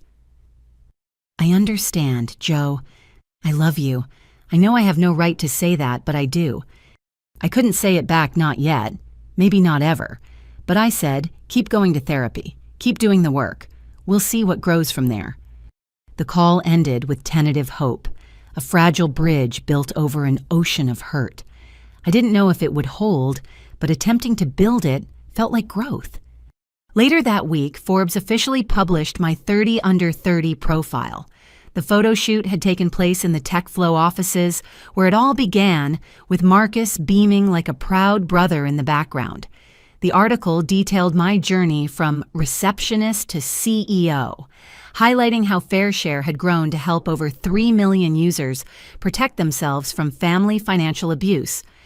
But the universe had one more twist in store. During the shoot, the photographer had asked to include a family photo. I declined explaining the situation, but she'd said something that stuck with me. "Family isn't always blood. Show the people who lifted you up." So the final photo in the spread showed me surrounded by my chosen family, Marcus, who'd seen potential when I could barely see tomorrow; Sharon, who'd fought for justice when I was too exhausted to fight anymore; Patricia, the aunt who'd broken ranks to tell the truth; my core team at FairShare, brilliant people who'd believed in the mission; even Rachel from TechFlow, who'd become like an older sister. These were the people who'd caught me when my blood family let me fall. They'd proven that love wasn't about DNA or obligation, but about showing up, telling truth, and building something together. The Forbes issue hit newsstands the same day I received paperwork about the secret trust. The timing felt cosmic. As my parents entered federal prison, I was receiving both public recognition and private vindication. The daughter they'd deemed worthless was worth nearly $1 million and running a company valued at over $100 million. The sacrificial lamb had become a success story. But the real reckoning came in a letter my parents sent from prison through their attorney. Even facing 15 years behind bars, they couldn't admit fault. "Dear Joel Pay," it read in my mother's handwriting, "We hope someday you'll understand that everything we did was out of love. Parents make hard choices. We chose to invest in Madison's potential because she needed more support. You were always so independent, so capable. We knew you'd survive. In a way, we gave you the gift of self-reliance. Your success proves we were right about your strength. When we're released, we hope you'll see that we're all family and family forgives." I read it twice, then fed it into the shredder. They still didn't get it. They'd reframed theft as a gift abuse, as tough love abandonment, as confidence in my abilities. Even prison hadn't taught them accountability. But their delusions no longer mattered. The reckoning was complete. They'd face 15 years of consequences while I faced a future unlimited by their poison. Madison was trying to build something authentic from her ruins. The extended family had learned hard truths about enabling. And I had Grandma Rose's final gift, not just money, but proof that I'd been worth protecting all along. That night, I stood in my apartment looking out at the city lights holding my grandmother's letter. Somewhere across the bay, my parents were learning to navigate their first week in federal prison. Madison was probably studying accounting principles in a tiny shared apartment.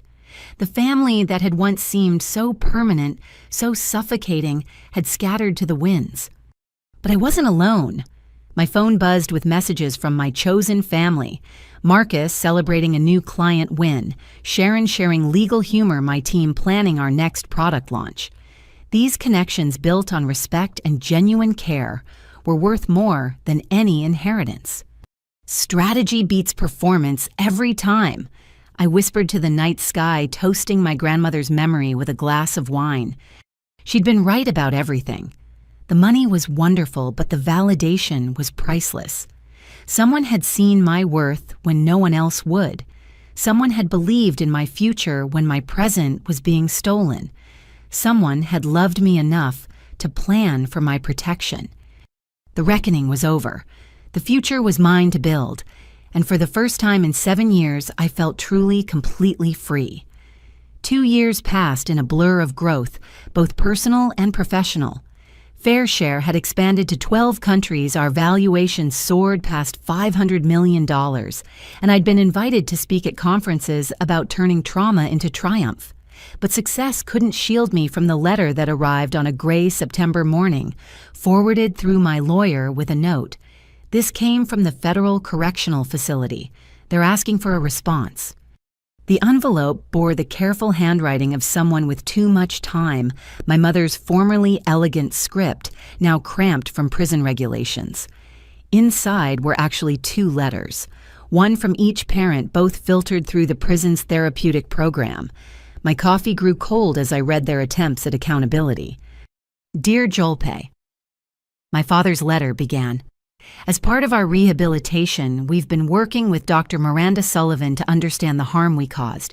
She's helped us see that what we called family financial management was actually theft, and what we called parenting choices was emotional abuse.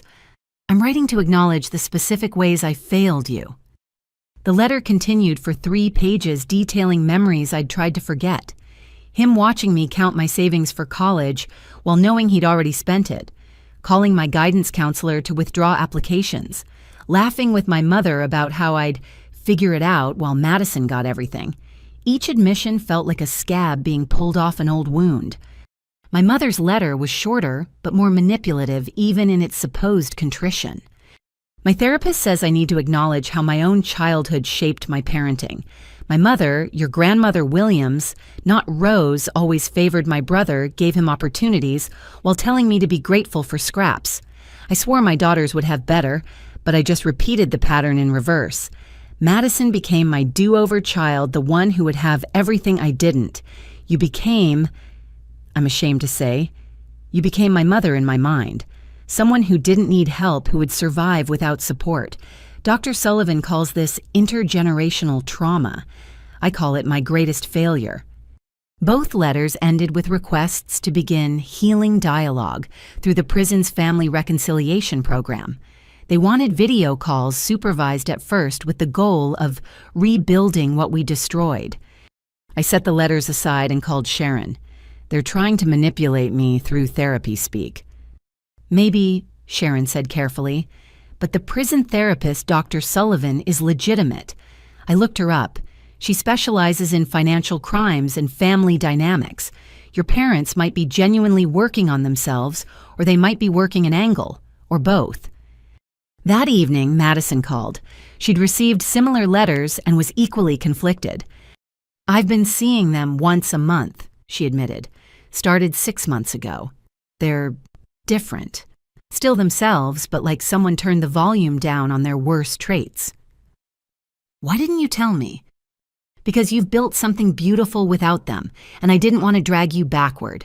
But Joe, I think you should know what they're saying in therapy. She told me about their sessions, how our parents had been forced to confront the reality that their golden child had inherited their worst traits. The lying, the entitlement, the willingness to sacrifice others for comfort. How they'd finally admitted that making me the scapegoat had been easier than dealing with their own failures. Dad actually cried, Madison said. like real tears, not performance ones. When he talked about stealing your college fund, he said it was the moment he became his father, a man who took from his children instead of providing for them. And you believe this transformation is real. Madison was quiet for a moment. I believe they're in pain, real pain. Whether that translates to real change, I don't know. But I know what fake remorse looks like. I perfected it for years. This feels different. I hung up more unsettled than before. For 2 years, I'd built my life on the foundation that my parents were irredeemable villains. If they were capable of change, what did that mean for the walls I'd built? The answer came from an unexpected source. Dr. Miranda Sullivan reached out directly with my parents' permission to offer context. "Ms. Williams," she said during our phone call, "I want to be clear that I'm not advocating for reconciliation. That's entirely your choice. But I thought you should know that your parents' work in therapy has been significant. They've moved past the typical mistakes were made phase into genuine accountability." What does that mean exactly? They've acknowledged that they stole from you not just money but opportunity and trust. They've admitted that favoring Madison was about their own egos, not her needs. Most importantly, they've stopped the narrative that your success validates their abuse. They now understand that you succeeded despite them, not because of them. And they expect me to forgive them for this sudden enlightenment. Actually, no. That's what's unusual. Most prisoners in their situation push for quick forgiveness to ease their guilt. Your parents have explicitly said they don't deserve forgiveness, that they need to earn even the chance to apologize properly. They're prepared for you to say no to any contact. This unexpected maturity threw me. The parents I knew would never have accepted rejection without a fight. But then again, the parents I knew hadn't spent 2 years in federal prison being forced to confront their crimes daily. I decided to test the waters. Through Sharon, I agreed to one letter exchange. Not a video call, just written words where I could control the pace and my reactions. My letter was brief. "I received your letters. I'm willing to hear what you have to say, but I make no promises about forgiveness or future contact. If you're genuinely working on yourselves, prove it through consistent actions, not words. Also, I know about the book." The last line was a test. Through publishing contacts, I'd learned they'd been approached about writing a memoir from prison. Our Fall from Grace, a Family's Story. The advance would have been substantial enough to set them up after release. Their response arrived 2 weeks later, faster than typical prison mail. My father's handwriting was shaky. "You know about the book? Of course you do. You always were 3 steps ahead, just like your grandmother Rose. We turned down the deal. It felt like another betrayal, profiting from pain we caused. Dr. Sullivan helped us see that our story isn't ours to tell. It's yours. If anyone writes about this family, it should be you. We've instructed our lawyer to decline all media offers. Our story ends with accountability, not another payday." My mother had added a postscript. "I dream about that dinner where we told you about the money. In my dreams, I stop ourselves. I say Madison can take loans like everyone else. I choose both my daughters instead of destroying one for the other. I wake up knowing I can't change it, but I can at least stop causing new harm. No books, no interviews, no more lies." I fact-checked through Sharon. They'd indeed turned down multiple offers, including a documentary that would have paid 6 figures. For my parents, who'd always chased the next scheme, walking away from easy money was unprecedented. "They might actually be serious," Sharon mused, "or playing a very long game." But then something happened that convinced me their change might be real. A reporter investigating financial family crimes reached out for an interview. She mentioned my parents had agreed to speak with her from prison, and I braced for another round of public manipulation. Instead, the article portrayed them as cautionary tales.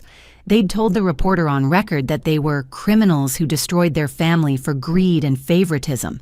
They detailed their crimes without excuse, admitted I'd built fair share despite their sabotage, and urged other parents to see them as examples of what not to do. "We stole our daughter's inheritance, her trust, and her faith in family," my mother was quoted saying. We're in prison, but she's the one who got a life sentence of trauma. There's no forgiveness for that, only accountability. Madison called after the article went viral. Did you see what they said? They didn't try to spin it at all. Just truth. I had seen it. For the first time in my life, my parents had put my truth above their image. They'd made themselves the villains in public to validate my story. It wasn't redemption, but it was a start. 3 months later, I agreed to a video call. My hands shook as the screen connected, showing my parents in matching prison attire, seated at a metal table. They looked older, grayer, smaller somehow. But their eyes were clear, in a way I'd never seen. No calculation, no performance, just tentative hope. "Jolpe," my mother said softly, "thank you for this chance." "I'm not promising anything," I reminded them. "This is just a conversation." "We know," my father said. "We're grateful for even this." The call lasted 30 minutes. They asked about FairShare's impact, seemed genuinely proud when I mentioned the millions we'd helped. They shared their prison routines, my mother teaching literacy classes, my father working in the library. They didn't ask for money, didn't hint at needs, didn't try to guilt me about their circumstances. When the time was up, my mother said something that stayed with me. "We love you. We've always loved you. We just loved ourselves more. And that's the kind of love that destroys. We're learning the difference now." I ended the call feeling drained but oddly lighter. They weren't the parents I'd wished for as a child, but they were trying to become people who could acknowledge the parents they'd been. It wasn't enough, might never be enough, but it was more than I'd thought possible. Over the following months, we continued sporadic contact. Letters, mostly occasional calls. They never pushed for more than I offered.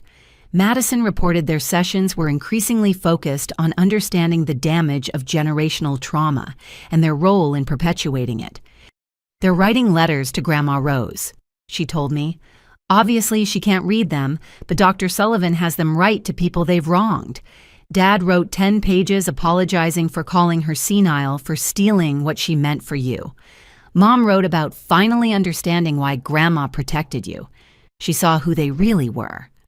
The olive branch they'd extended was thorny, complicated by years of betrayal, but it was real, cultivated in the harsh soil of consequence and therapy.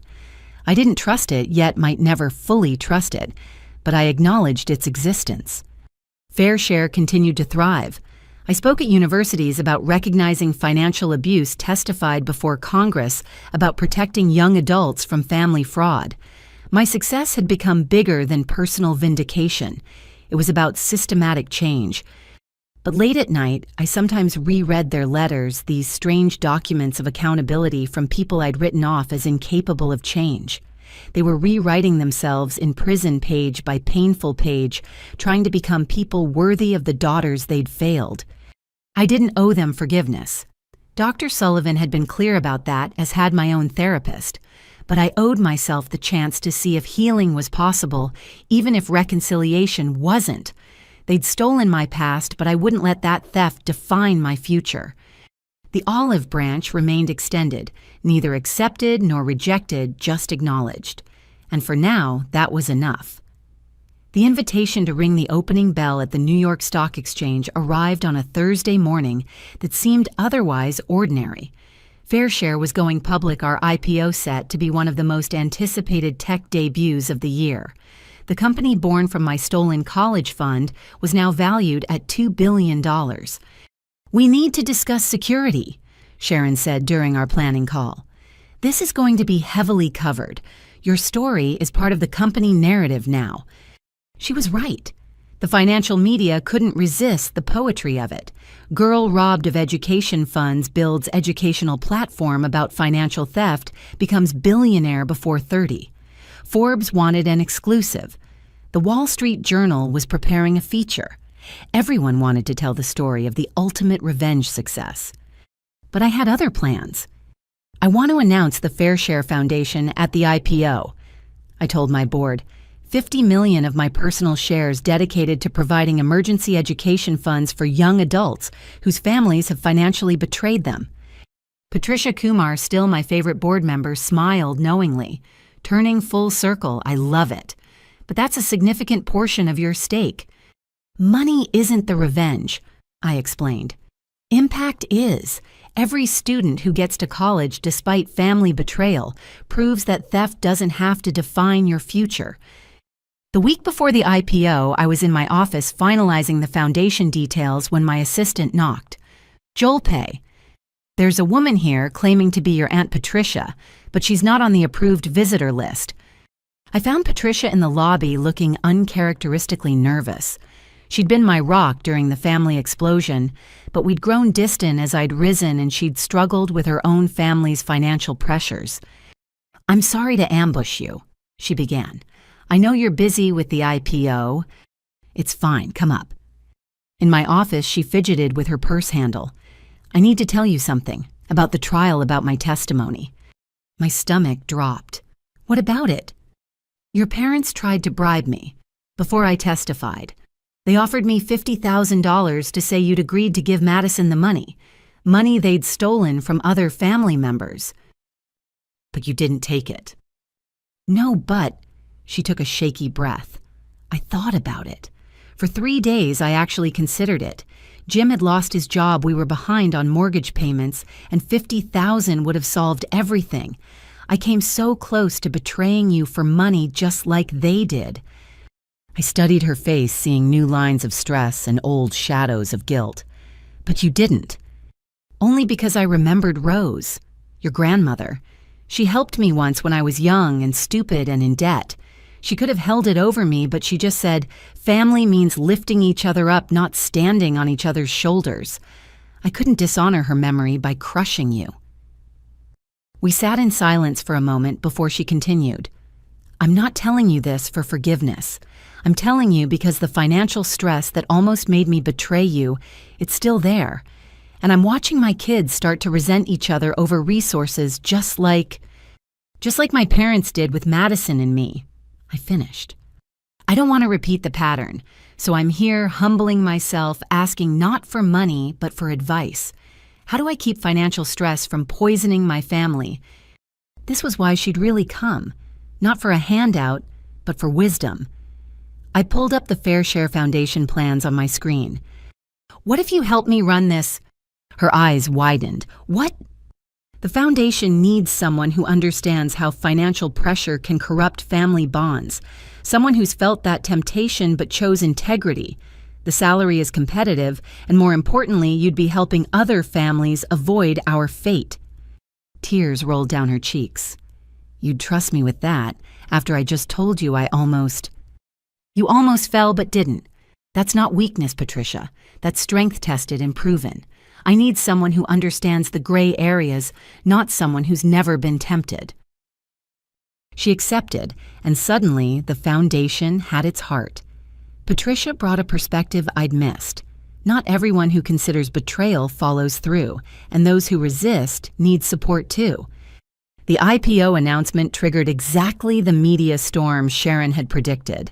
But the real circus began when a familiar face appeared on morning television. Madison, polished but not performative, sitting across from a national anchor. "Your sister's company goes public tomorrow," the anchor said. "Your family's story has become part of business school case studies. How does that feel?"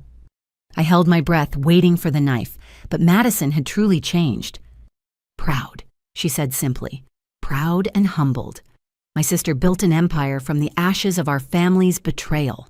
I'm in community college studying accounting because she showed me that real success comes from real work, not stolen funds." "There were reports you're estranged." "We're rebuilding," Madison corrected, slowly, carefully. "I spent years being the golden child who got everything while she got nothing. Now I'm learning to be just Madison, flawed, working on myself, grateful for whatever relationship she's willing to build. The IPO, that's her triumph. I'm just trying to deserve being called her sister again." The interview went viral, but not for scandal. People were moved by Madison's humility, her refusal to claim any credit or connection she hadn't earned. She'd turned down multiple offers to tell her side for money. Instead, she gave one honest interview and went back to her quiet life. The morning of the IPO, I stood in the NYSE building surrounded by my chosen family. Marcus flew in from San Francisco still beaming with pride. Sharon wore her lucky courtroom shoes, because this is another kind of victory. My executive team investors and employees who'd believed in the mission from day one. "You ready for this?" Marcus asked as we prepared for the bell. "I've been ready since I was 18 with 2 suitcases and no money," I replied. But just before we went onto the floor, my phone buzzed with a message that stopped me cold. It was from the federal prison's email system sent by my mother through their monitored channels. "Watching on the community TV, your father and I are so proud. Not of the money. We forfeited any claim to pride about that. But of the person you've become despite us. Ring that bell knowing you earned every chime. Love, Mom and Dad. P.S. We're leading a financial literacy class for incoming inmates today, using FairShare's resources, trying to help others avoid our mistakes." I showed Sharon, who squeezed my shoulder. "You okay?" "Yeah," I said, meaning it. "They're becoming the parents they should have been, even if it's too late for us." The bell ceremony was everything I'd dreamed and more. As I stood on that platform, hand on the button that would start trading of Fair stock, I thought about the journey. From a teenager with a stolen future to a CEO taking her company public. From family betrayal to building tools that protected millions from similar theft. The bell rang out across the trading floor and Fair opened at $42 per share, making me a paper billionaire. The number felt surreal, but what felt real was the flood of messages from FairShare users celebrating with me. Young adults who'd protected their assets, documented abuse, found resources for independence. They were the true victory. That afternoon, as Fair closed up 30% on its first day, a reporter asked the question everyone wanted answered. "This is often called the ultimate revenge story. Is that how you see it?" I thought carefully before answering. Revenge implies I built this to hurt them. I built this to help others. If my parents feel hurt watching my success, that's their consequence to process. I'm too busy building the future to live in the past they created. But the universe wasn't done with its poetry. That evening, Patricia called from the Foundation's new offices. "You need to see this," she said. "The first applications are coming in for emergency education funds. Look at this one." I read through the application from a 19-year-old whose parents had drained her college savings for a sibling's legal fees. The documentation was thorough. She'd clearly learned from FairShare's resources. At the bottom, she'd written, "I know Joel Pay Williams' story because my mom went to high school with her. She used to say if Joel Pay could build $1 billion company from nothing, I could survive this too. I'm not trying to match her success. I just want the chance she fought for, to try." We approved her funding that night, and hundreds more in the weeks that followed. Each success story multiplied the impact, creating ripples of opportunity where there had been theft and betrayal. Madison sent a simple text after seeing the IPO coverage. "Grandma Rose would be so proud. You didn't just find a way, you built a highway for everyone else. I love you, sis." This time I texted back, "Love you too." Because success, real success, wasn't about the money or the vindication. It was about transforming poison into medicine, theft into abundance, betrayal into a blueprint for others to protect themselves. My parents had been right that I'd find a way. They'd just never imagined that way would lead to the New York Stock Exchange and beyond. The numbers on my portfolio screen seemed imaginary, but the impact was real. Every download, every protected asset, every funded education was proof that sometimes the best revenge isn't revenge at all. It's multiplication, taking what was meant to limit you and turning it into limitless opportunity for others. And that multiplication was just beginning. 7 years after that nightmare August evening when my world shattered, I stood in my Manhattan penthouse on Christmas Eve, staring at my phone. The voicemail notification blinked insistently, a message from my mother that would set the final act in motion. Outside, snow began to fall over Central Park, each flake catching the light like a frozen tear. "Jolpe, sweetheart." My mother's voice trembled through the speaker, raw with desperation I'd never heard before. "I know we have no right to ask anything of you, but your father, he's dying. His kidneys are failing. The prison medical care is limited, and the waiting list for donors is years long. Madison can't donate. Her years of substance abuse at Yale damaged her organs. You're our only hope. Please just get tested. Just see if you're a match. We're not asking for forgiveness or money or anything else. Just, please save your father. Please come home." I played it 3 times, each repetition revealing new layers. The woman who'd once coldly told me to find a way was now begging me to be her way. The father who'd said I'd thank them one day for teaching me resilience now needed that resilience to survive.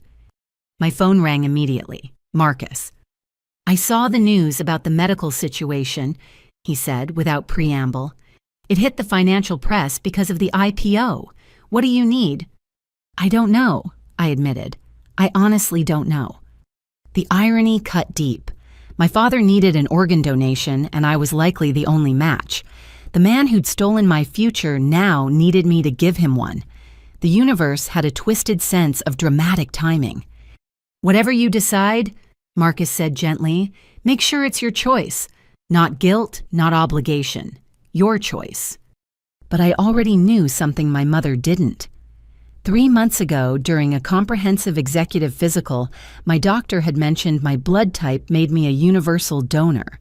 Out of curiosity, I'd undergone preliminary testing to join the organ donor registry. The results had flagged something interesting: genetic markers suggesting I'd be an excellent match for family members. Dr. Sarah Chen, my physician and now friend, had called me personally. "Your father's medical records were flagged in the system because of your family name. He's in renal failure. Were you aware?" I'd filed the information away, unsure what to do with it. Now, with my mother's desperate plea echoing in my ears, the decision I'd been avoiding stood before me in all its complexity. Sharon arrived within an hour, lawyer mode, fully engaged. "You need to think about this carefully. Not just the medical risks, but the emotional ramifications. And if you do this, we need ironclad agreements about contact, publicity, and future expectations." "I know," I said, pouring wine with steady hands. "But here's what's eating at me. If I let him die when I could save him, am I any better than they were? They chose Madison's comfort over my future. Would I be choosing my comfort over his life?" "That's not the same thing," Sharon said firmly. "They stole from you. You'd be under no obligation even if he was a stranger, and he's certainly been worse than that." Patricia arrived next, having driven down from the foundation offices. "I heard," she said, simply hugging me. "What does your gut say?" "My gut says this is a test," I admitted. "Not from them, but from the universe. They sacrificed my well-being for their preferences. Do I sacrifice their well-being for mine?" We talked through the night, examining every angle. Madison called crying too hard to be coherent, begging me to at least get tested. Their prison therapist, Dr. Sullivan, sent a message through official channels saying my parents understood if I said no, that they'd forbidden her from advocating on their behalf. By morning, I'd made my decision. "I'll get tested," I told Sharon, "but with conditions." The conditions were extensive. If I was a match and agreed to donate, there would be no publicity, no family reunion narrative, no claims of redemption through my sacrifice. The medical procedures would be handled without direct contact. Most importantly, this didn't constitute forgiveness or reconciliation. It was a medical procedure, not an emotional reset. "And one more thing," I added, "they have to complete something first." 2 days later, my parents sat in a prison conference room with cameras rolling. Not for publicity, but for the Fair Share Foundation's educational resources. They recorded a comprehensive confession and warning detailing every step of how they'd justified stealing from me, how they'd convinced themselves it was acceptable, how they'd destroyed our family for favoritism and greed. If you're watching this, my father said to the camera, his face gaunt from illness but his words clear, and you're thinking about taking from one child to give to another, stop. Look at us. Federal prison. Dying alone. Our successful daughter considering whether we deserve to live. Is that the future you want? My mother added, we called it family financial management. We said Jolpe was strong enough to handle it. We told ourselves Madison needed it more. Every excuse was a lie to avoid admitting we were thieves, stealing from our own child. Don't be us. Don't end up here. The video would be used in financial literacy programs, family counseling sessions, and fraud prevention workshops. They'd agreed to bare their souls publicly to prevent other families from following their path. The test results came back exactly as I'd suspected. Perfect match. My kidney would give my father decades of life if the transplant succeeded. Dr. Chen walked me through the risks. Minimal for someone my age and health, but not zero. The real risk, she said carefully, is psychological. Organ donation between family members with this level of trauma. It's complicated. Have you spoken with a therapist? I had. Dr. Williams, no relation, thankfully had spent weeks helping me process the decision. You're not obligated to light yourself on fire to keep someone else warm, she'd reminded me. But if you can share warmth without burning, that's different. Christmas morning arrived with the decision made. I would donate, but on my terms. The surgery was scheduled for New Year's Day. New year, new kidney, new chance at life for my father. The poetry wasn't lost on me. Madison met me at the hospital sober for 2 years now and looking healthier than I'd ever seen her. I can't believe you're doing this, she said, tears streaming. After everything. I'm not doing it for them, I clarified. I'm doing it for me, so I can look in the mirror knowing I chose to be better than what they taught us. The preoperative procedures began. Forms, signed tests, run preparations made. My parents were brought from the prison medical ward, and I saw them briefly through glass. They looked ancient, broken, grateful in a way that transcended words. My father pressed his hand to the window, and after a moment, I matched the gesture. Not forgiveness, but acknowledgement. We were all human, all flawed, all trying to survive our choices. Dr. Sullivan facilitated one conversation before surgery. My parents on one side of reinforced glass, me on the other, phones in hand. Why, my father asked, voice barely a whisper. Why save me after what we did? Because Grandma Rose taught me chess, I said simply. And in chess, you don't win by mimicking your opponent's moves. You win by being better. My mother sobbed. We destroyed everything good in our lives. You were the best thing we ever did, and we threw you away for a fantasy. Yes, I agreed. You did, and that can't be undone. But maybe dying doesn't have to be part of your consequence. Maybe living with the truth is harder. The surgery went perfectly. I woke to find my chosen family surrounding me. Marcus, Sharon, Patricia, my team from FairShare. The people who'd proven that love was action, not blood. Madison sat in the corner holding a bouquet of roses that looked familiar. From Grandma's garden, she explained. I've been tending it at the old house. The new owners let me. I thought she'd want to be here. My father's recovery was swift. The new kidney functioned perfectly, his body accepting what his daughter offered despite having rejected her in every other way. I recovered in a different wing, carefully separated but monitored. The media never caught wind of it, our legal agreements holding firm. 3 weeks post-surgery, I returned to my penthouse 1 kidney lighter, but somehow feeling more complete. The decision hadn't been about them. It had been about me, about choosing who I wanted to be regardless of who they'd been. FairShare's stock had risen another 20% during my absence, the company running smoothly under my capable team. The foundation had funded over 1,000 students, each one, a life changed, a future reclaimed. Madison had started a support group for siblings of family financial abuse, recognizing that golden children were victims too, just differently damaged. But the real conclusion came in a letter my father sent 6 months later, his handwriting strong again thanks to the kidney I'd given him. You asked why save me. I've spent months thinking about it. You saved me not because I deserved it, but because you deserved to be the kind of person who could.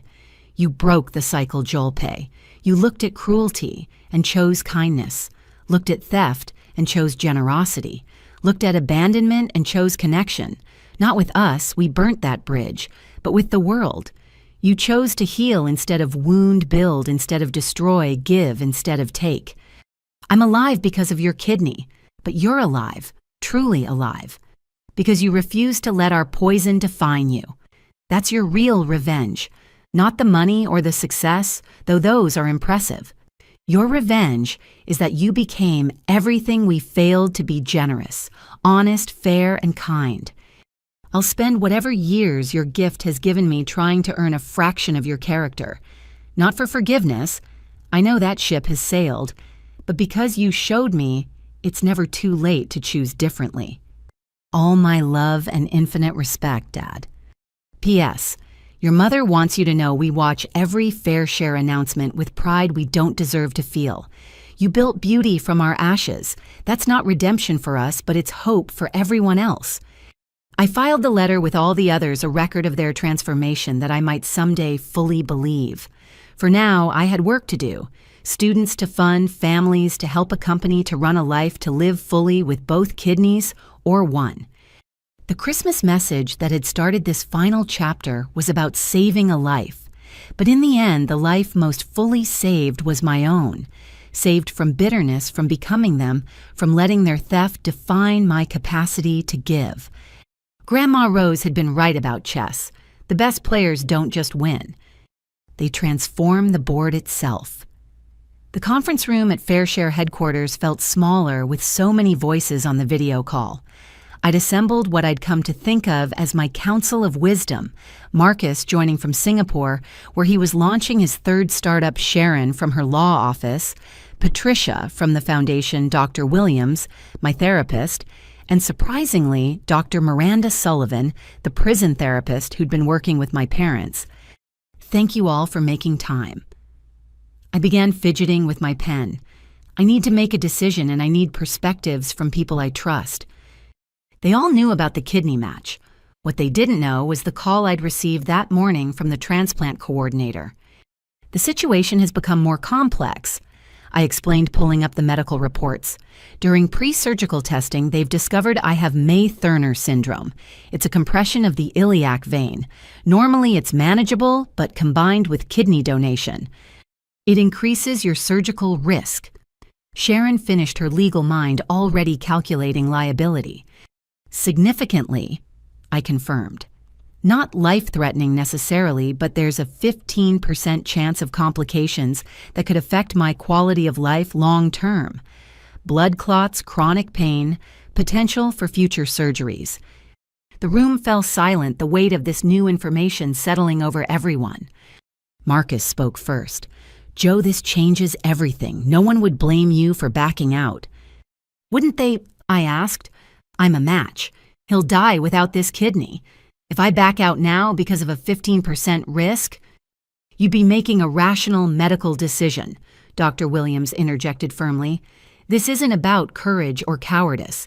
It's about informed consent and reasonable risk assessment. But it was Dr. Sullivan who surprised me.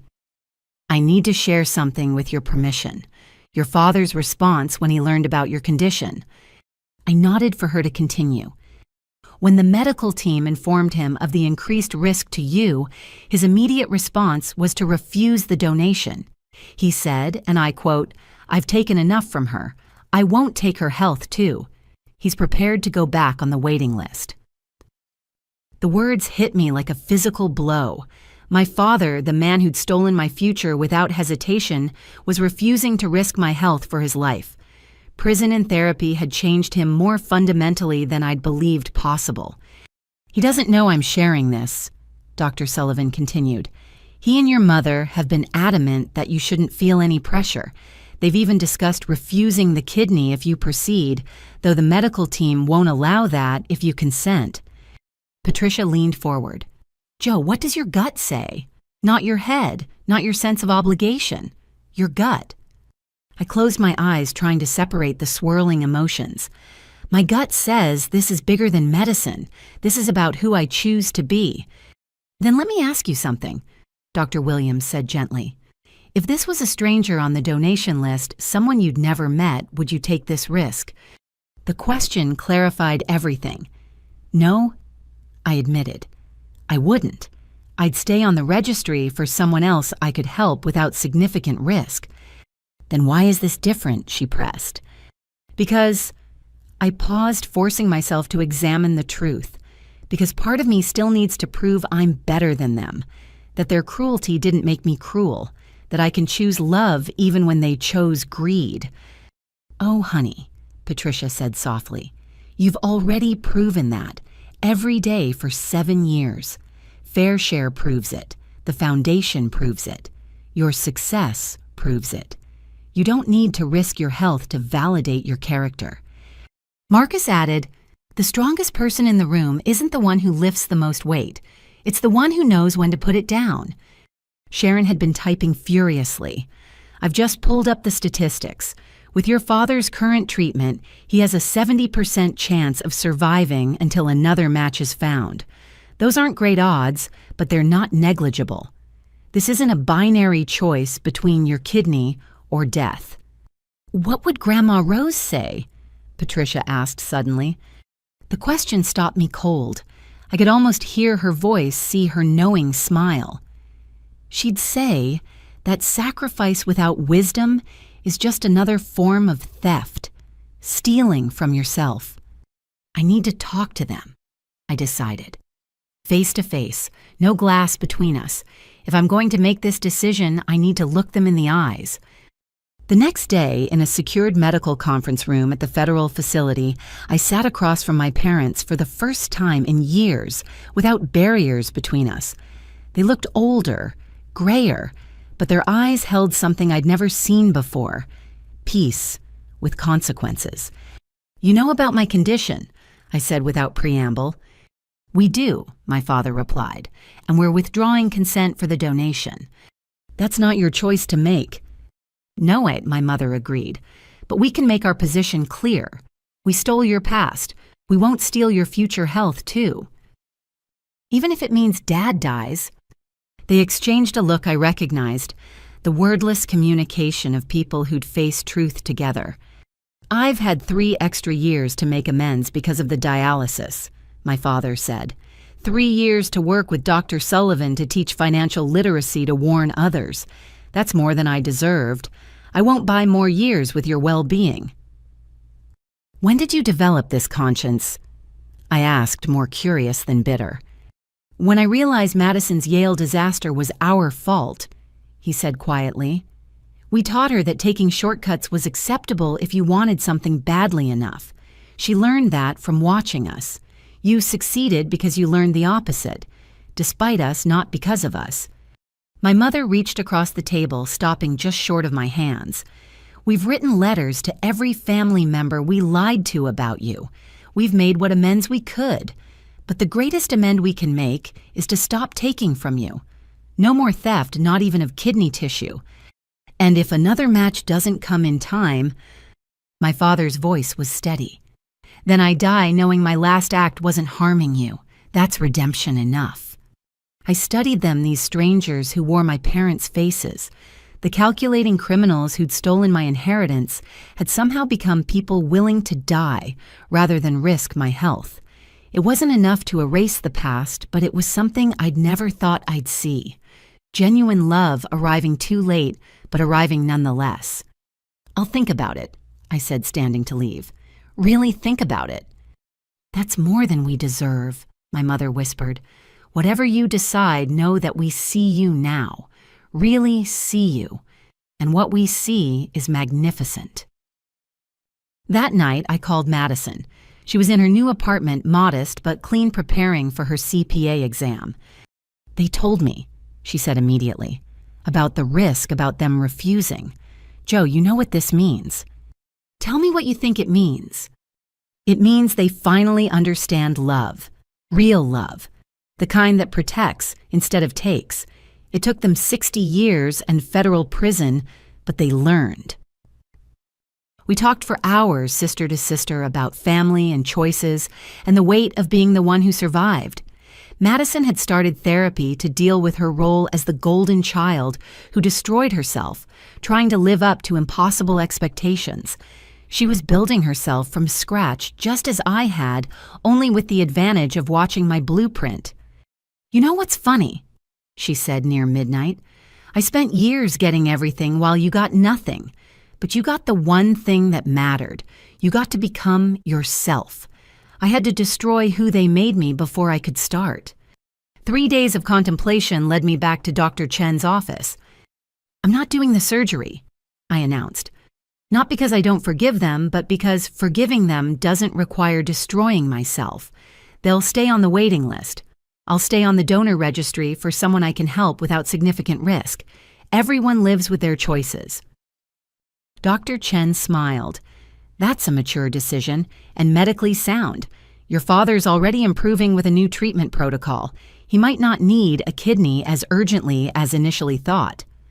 The universe, it seemed, rewarded wisdom with possibilities. I wrote my parents a letter that night, my first real communication without legal oversight. "Mom and Dad, I'm not giving you my kidney, not because I hate you, but because I love myself. You taught me that family takes from each other, but I've learned that real family protects each other, even from their own generous impulses. You refusing the kidney despite the cost showed me something I needed to see, that you're capable of placing my well-being above your needs. That's new, that's growth, that's worth more than any organ. Stay on the list, stay in treatment, keep teaching other inmates about financial crimes, keep warning families about favoritism, live whatever years you have with purpose. That's what I need from you. Not your deaths on my conscience, but your lives serving as cautionary tales and eventual redemption stories. I'm building a life where 15% risk is too high for someone who caused me 100% harm, but I'm also building a life where I can wish you well from a distance. That's growth too. Gratefully alive with both kidneys Joel-pay. P.S. Tell Dr. Sullivan the chess lessons worked. Sometimes the best move is not to move at all." The response came through the prison email system 2 days later. "Our daughter, your decision is a gift greater than any kidney. You've shown us what boundaries look like, what self-love means, what wisdom does. We're crying as we write this, but they're tears of pride, not pain. Stay whole, stay healthy, stay yourself. We'll stay alive as long as we can, not for our sake, but to keep sharing the story of the daughter who rose from ashes we created. Every day we'll tell someone about the cost of favoritism, the price of theft, the value of integrity. Thank you for considering it. Thank you more for reconsidering. Thank you most for becoming someone who could choose wisely. With love and respect for your boundaries, Mom and Dad." 2 months later, my father received a kidney from a motorcycle accident victim, a tragedy yielding life the universe's complex mathematics. The transplant succeeded, and he returned to prison to serve his remaining years, teaching writing and corresponding with families on the edge of financial crimes. I returned to building Fair Share, running the foundation and living fully. My surgical risk remained theoretical. My kidneys remained paired. My life remained my own. The decision hadn't been about punishment or forgiveness, but about wisdom, knowing when generosity becomes self-harm, when helping becomes enabling, when love means saying no. Some sacrifices honor the giver, others only perpetuate the cycle of taking. Learning the difference had taken 7 years and $1 billion company, but the lesson was worth more than any valuation. My body remained whole. My boundaries remained firm. My future remained uncompromised by their past. And that more than any kidney was the gift I gave us all. The video call that changed everything came on a Tuesday afternoon in March, 2 months after my father's successful transplant from an anonymous donor. Madison's face filled my laptop screen, but instead of her usual apartment backdrop, she appeared to be in some kind of medical facility. "Joe, I need to tell you something." She began, her voice shaking. Remember how I couldn't be tested as a donor because of my past substance abuse? Of course. I set aside the quarterly reports I'd been reviewing, giving her my full attention. I lied. The words came out in a rush. Not about the substance abuse, that was real, but about the testing. I did get tested. I was a match. A perfect match, actually. Better than you, even. The office around me seemed to tilt. Madison, what are you saying? I was terrified. She continued, tears streaming. I thought if I donated, if I saved him, they'd forgive everything. The lies about Yale, the stolen money, the years of being their perfect failure. I thought one kidney could buy redemption, and I wasn't ready for that, so I lied. But Dad got a kidney. He's okay now. From someone else who died, Madison said flatly. Someone else's tragedy saved him because I was too much of a coward to face my truth. And then I watched you almost risk your life despite everything they did, and I realized I'm still that selfish 16-year-old who laughed when they stole your future. I leaned back, processing this revelation. My sister, the golden child who'd received everything, had withheld the one thing that could have saved our father without risking me. Why are you telling me this now? Because I'm about to do something, and I needed you to know the truth first. She adjusted her camera, revealing more of her surroundings. Definitely a hospital. I'm donating my kidney to someone else, a stranger on the list, someone whose family won't have to watch them die because a coward couldn't face their past. Madison, are you sure? It's the only way I can live with myself, she said firmly. I've been in therapy twice a week since Dad's surgery. Dr. Martinez helped me see that my whole life has been about taking your money, your opportunities, your parents' love. I need to give something real, something that costs me something that can't be taken back. Does anyone else know Mom and Dad? God, no. Can you imagine they'd either try to stop me or worse, turn it into some redemption story about their reformed golden child? This isn't about them. It's about me learning to be human. I watched my sister, really watched her. Gone was the entitled girl who'd spent my college fund on designer clothes. In her place sat a woman struggling with the weight of who she'd been and the possibility of who she could become. The recipient, I asked carefully, do you know anything about them? 22-year-old college student, pre-med, first in their family to attend university. Almost had to drop out when kidney disease hit. Sound familiar? My throat tightened. You picked someone like me. Like who you should have been, Madison corrected. Someone whose dreams shouldn't be derailed by circumstances beyond their control. My therapist says it's not really altruism if I'm trying to rewrite history, but honestly, I'll take whatever gets me to the operating table. When's the surgery? Tomorrow morning. I'm already admitted, already prepped. I wanted to tell you before in case anything goes wrong. You deserve to hear the truth from me. We sat in silence for a moment, two sisters separated by geography and history, but connected by something harder to define. I'm proud of you, I said finally. Not for the donation itself, but for facing the truth. That's harder than any surgery. Madison's composure cracked. How do you not hate me after everything? How do you look at me and see anything worth being proud of? Because hate takes energy I'd rather spend building, I said honestly. And because I've watched you tear yourself down to the foundation and start rebuilding with truth. That's brave, Madison. Braver than I was at your age. You were working 3 jobs and teaching yourself to code at my age, she protested. Out of necessity.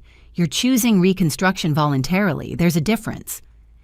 The next morning, I flew to Chicago where Madison was having the surgery. I arrived just as they were wheeling her to the operating room. Our parents didn't know I was there. We'd agreed to keep this between sisters. You came, she whispered, groggy from preoperative medication. Of course I came. Someone has to make sure you don't chicken out. She laughed weakly. Too late for that. They already marked which kidney they're taking. No returns. Hey, Madison. I squeezed her hand. After this, we're even. Clean slate. Whatever happens next, we build as equals. Tears leaked from her eyes. You mean that every word. The surgery went perfectly. Madison woke to find me reading beside her bed, having maintained a vigil through the 6-hour procedure.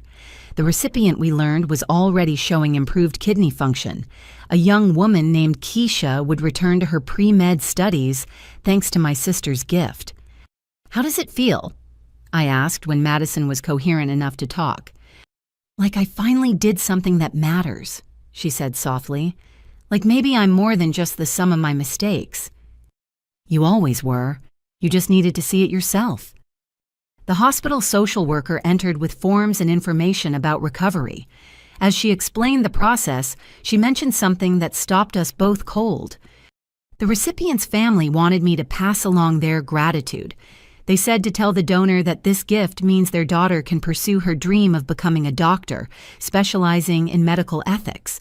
She wants to ensure equal access to health care, regardless of family financial situations.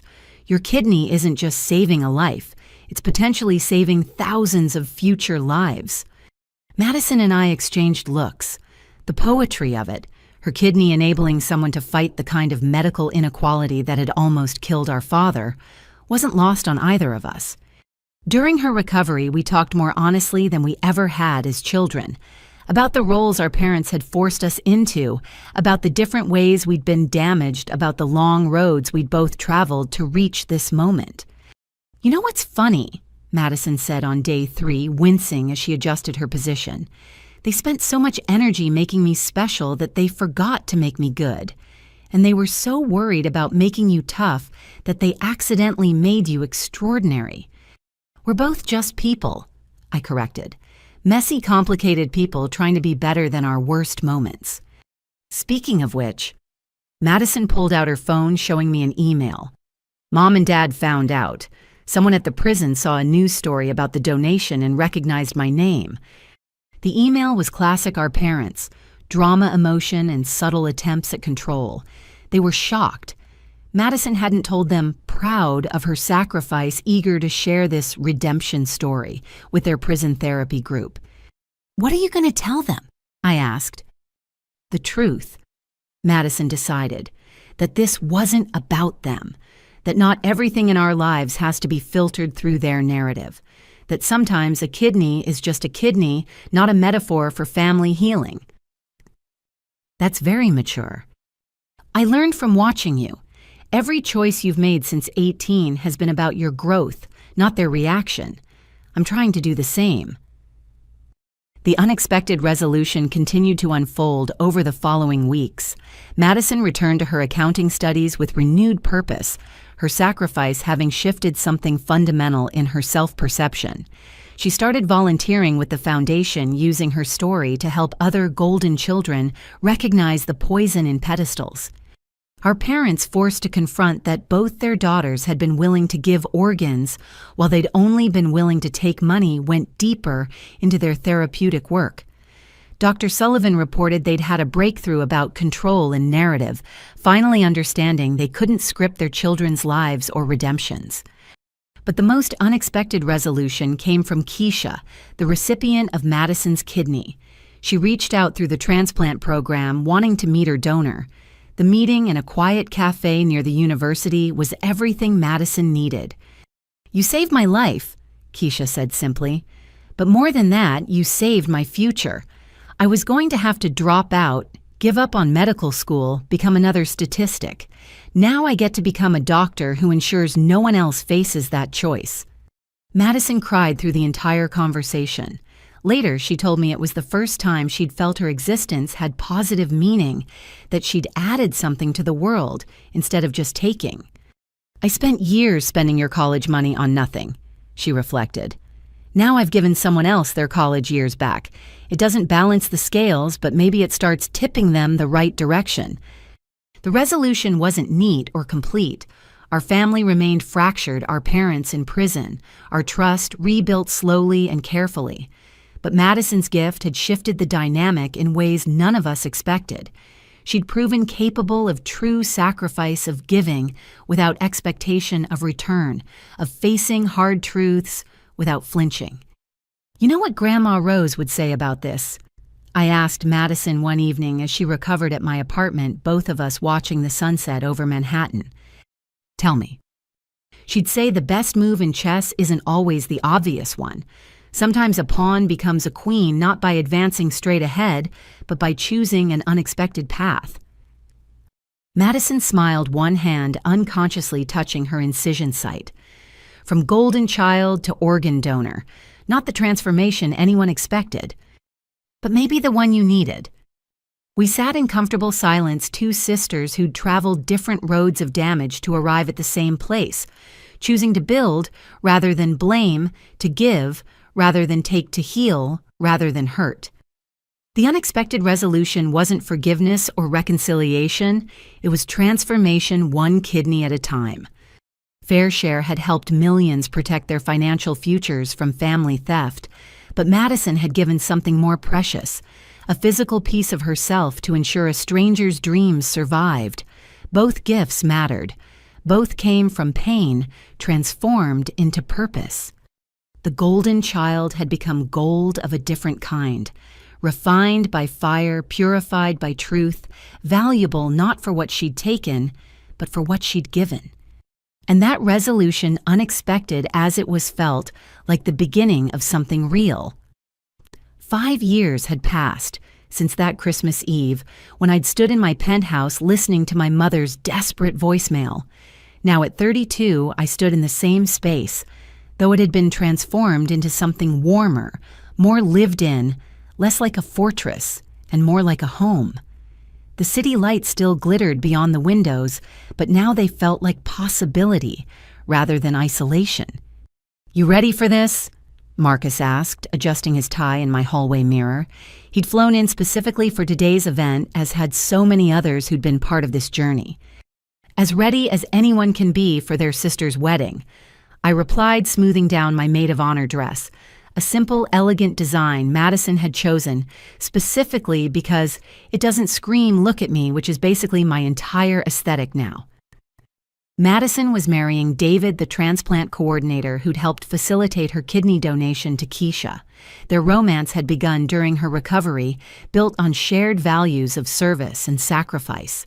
It was quiet, genuine, and completely different from the performative relationships she'd pursued during her Yale years.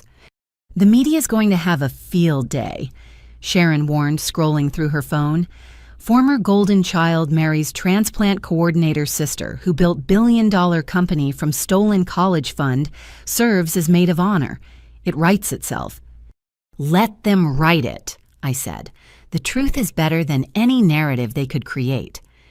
The wedding was deliberately small, held at Patricia's house in the garden where Grandma Rose's roses still bloomed.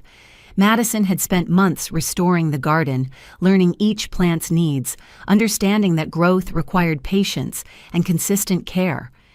"I need to give you something," Madison said when I arrived for pre-ceremony preparations. She handed me an envelope worn at the edges. "I've been carrying this for 2 years, waiting for the right moment." Inside was a check for $85,000. "Madison, what is this?" "Every penny of your college fund that I benefited from," she explained. "I've been saving since I started working, living like a student, putting away everything I could. It's not enough. It can't buy back the years or the opportunities, but it's a start." I stared at the check, this tangible symbol of accountability. "I can't take this. You earned this money honestly working—" "Exactly," Madison interrupted. "I earned it honestly, which means I can choose honestly what to do with it, and I choose to return what was stolen even if I wasn't the one who stole it. Please, Joe, let me do this one thing right." I folded the check carefully. "It's going straight to the foundation. Some kid who's facing what I faced is going to get their chance, because you chose to make this right." "That's perfect," Madison whispered, hugging me. "That's exactly what should happen." The ceremony itself was beautiful in its simplicity. No elaborate displays, no performative excess, just two people promising to build something honest together. David's vows to Madison included a line that made everyone cry. "You gave a piece of yourself to save a stranger. You gave all of yourself to become someone worth saving. I promise to honor both gifts every day." During the reception held under string lights in the garden, I gave my maid of honor speech. Looking out at the gathered faces, our chosen family, a few cousins who'd reconnected after the trial, Keisha sitting with her own family, I spoke from the heart. Madison and I were raised to be competitors, not sisters. I was supposed to be the responsible one, she was supposed to be special. Neither role left room for us to be human. But here's what I've learned: people can change. Not easily, not quickly, but genuinely. My sister went from someone who took my future to someone who gave a stranger theirs. She went from living a lie to telling harder truths than most of us dare speak. And in doing so, she taught me something vital: that holding on to anger is just another kind of theft, stealing your own peace. I raised my glass. To Madison and David, who proved that the best love stories aren't about perfect people, but about imperfect people, perfect for each other's growth. Later, during the father-daughter dance traditionally reserved for the bride, and her father, Madison, danced with David's father instead. Our parents remained in federal prison now in their 7th year of incarceration. They'd sent a letter which Madison had chosen to read privately and not share with the gathering. Their absence was present, acknowledged, but not mourned. "Strange, isn't it?" Patricia said, joining me on the garden bench where Grandma Rose used to sit. "Your parents spent so much energy orchestrating their children's lives, and they missed all the moments that actually mattered." "They're watching the live stream from prison," I revealed. Madison had quietly arranged it not for reconciliation but for closure. Even incarceration can't stop them from witnessing consequences. As the evening progressed, I found myself in conversation with Keisha, now in her residency at Johns Hopkins. "I'm starting a program," she told me, "matching organ donors with recipients based on more than just medical compatibility, looking at the stories, the needs, the potential impact.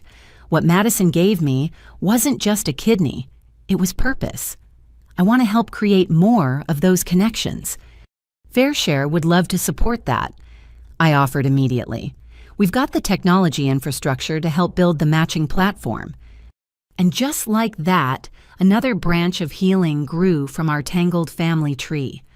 Madison's gift would multiply just as my stolen college fund had multiplied into protection for millions.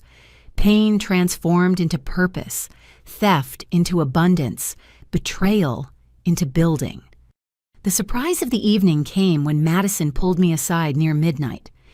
"There's something else," she said, practically glowing. "David and I are starting adoption proceedings. We want to give a home to siblings who've been separated by the system. Kids who need to learn that family isn't about blood or money or roles, but about choice and commitment." "Madison, that's beautiful. We're thinking 2, maybe 3 kids. And Joe," she gripped my hands, "we want you to be their godmother, their auntie who teaches them that success isn't about what you're given, but what you build. Will you—" "Of course," I said through tears. "Of course I will." As the reception wound down, I stood in Grandma Rose's garden surrounded by blooms she'd planted and Madison had restored. The symmetry wasn't lost on me. Things could grow back even after being cut down to the roots. My phone buzzed with a message from the prison. Not from my parents, but from Dr. Sullivan. "Your parents wanted me to tell you they watched the whole ceremony. They're grateful Madison found happiness. They understand their absence is its own gift. Your mother said to tell you the roses looked beautiful. She remembered planting them with her mother before she forgot what nurturing meant." I didn't respond, but I picked a single rose from the garden, white with pink edges, Grandma Rose's favorite variety. Tomorrow it would go on her grave with a simple message: "We became the women you knew we could be." The wedding ended with sparklers and Joy Madison and David departing for a honeymoon, modest in cost but rich in meaning. As guests filtered out, my chosen family remained, Marcus discussing new ventures, Sharon planning legal protections for Keisha's program, Patricia organizing foundation scholarships for separated siblings. "You built this," Marcus said, quietly gesturing at the gathering. "From 2 suitcases and a broken heart, you built all of this." "We built this," I corrected. Every person here chose to see potential where others saw worthlessness. That's the real gift. But the true gift was simpler and more complex. In the end, my parents' theft had set in motion a cascade of consequences they never imagined.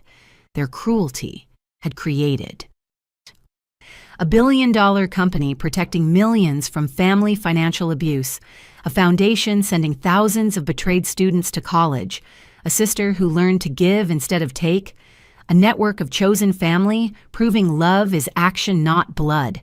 Programs multiply hope from heartbreak. And me, not the sacrificial lamb they'd intended, but someone who learned that the best revenge isn't revenge at all. It's living well. It's building bridges from the ashes of burned ones. It's choosing love over bitterness, growth over grudges, future over past. Standing in that garden surrounded by evidence of seeds planted in pain but blooming in purpose, I felt the truth. Grandma Rose had always known. Family isn't what you're born into. It's what you build. And what we'd built from the ruins of what they'd destroyed was more beautiful than anything they'd tried to force. The new beginning wasn't just Madison's marriage or my success or our parents' incarceration. It was the daily choice to transform poison into medicine theft, into gifts, betrayal, into bonds that actually held. 5 years from now, Madison's adopted children would play in this garden. Keisha's program would have saved hundreds of lives. Fair Share would protect millions more. The foundation would educate thousands. And somewhere in a federal prison, 2 people would continue learning that actions have consequences, that favoritism destroys families, that the children you sacrifice might just save themselves and others in the process. But tonight was for celebration, for fairy lights and laughter, for chosen family and chocolate cake, for the knowledge that we'd survived and thrived and found our way to something like happiness. "Hey, everyone," I called out to the remaining guests. "I have an announcement. Fair Share is launching a new initiative, the Rose Williams Memorial Fund. It'll specifically help grandparents protect educational gifts from parental interference. We're starting it with Madison's $85,000 donation plus $1 million match from me." The cheers that erupted felt like validation from the universe itself.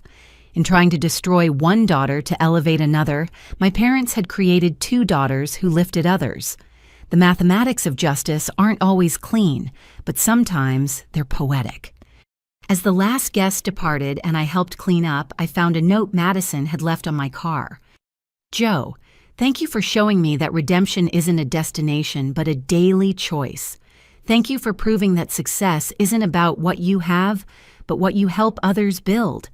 Thank you for being the sister I didn't deserve, but desperately needed.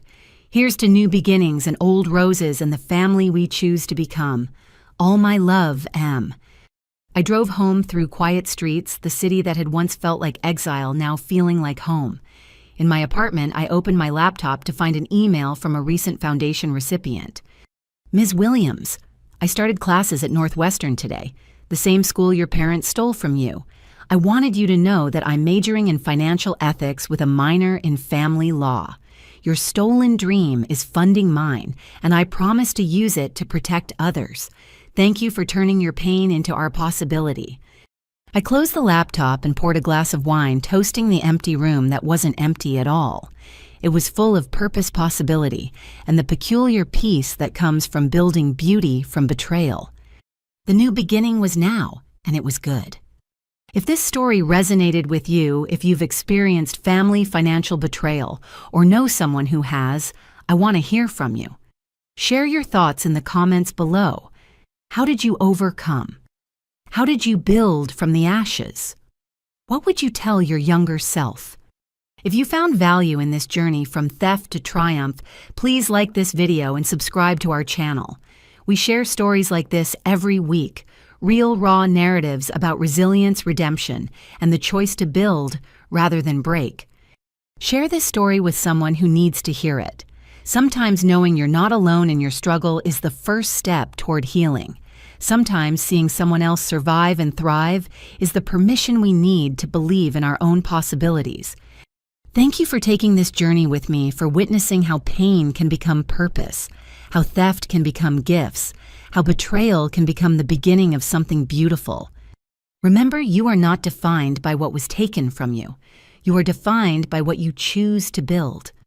Until next time, keep building, keep growing, and keep choosing the family that chooses you back.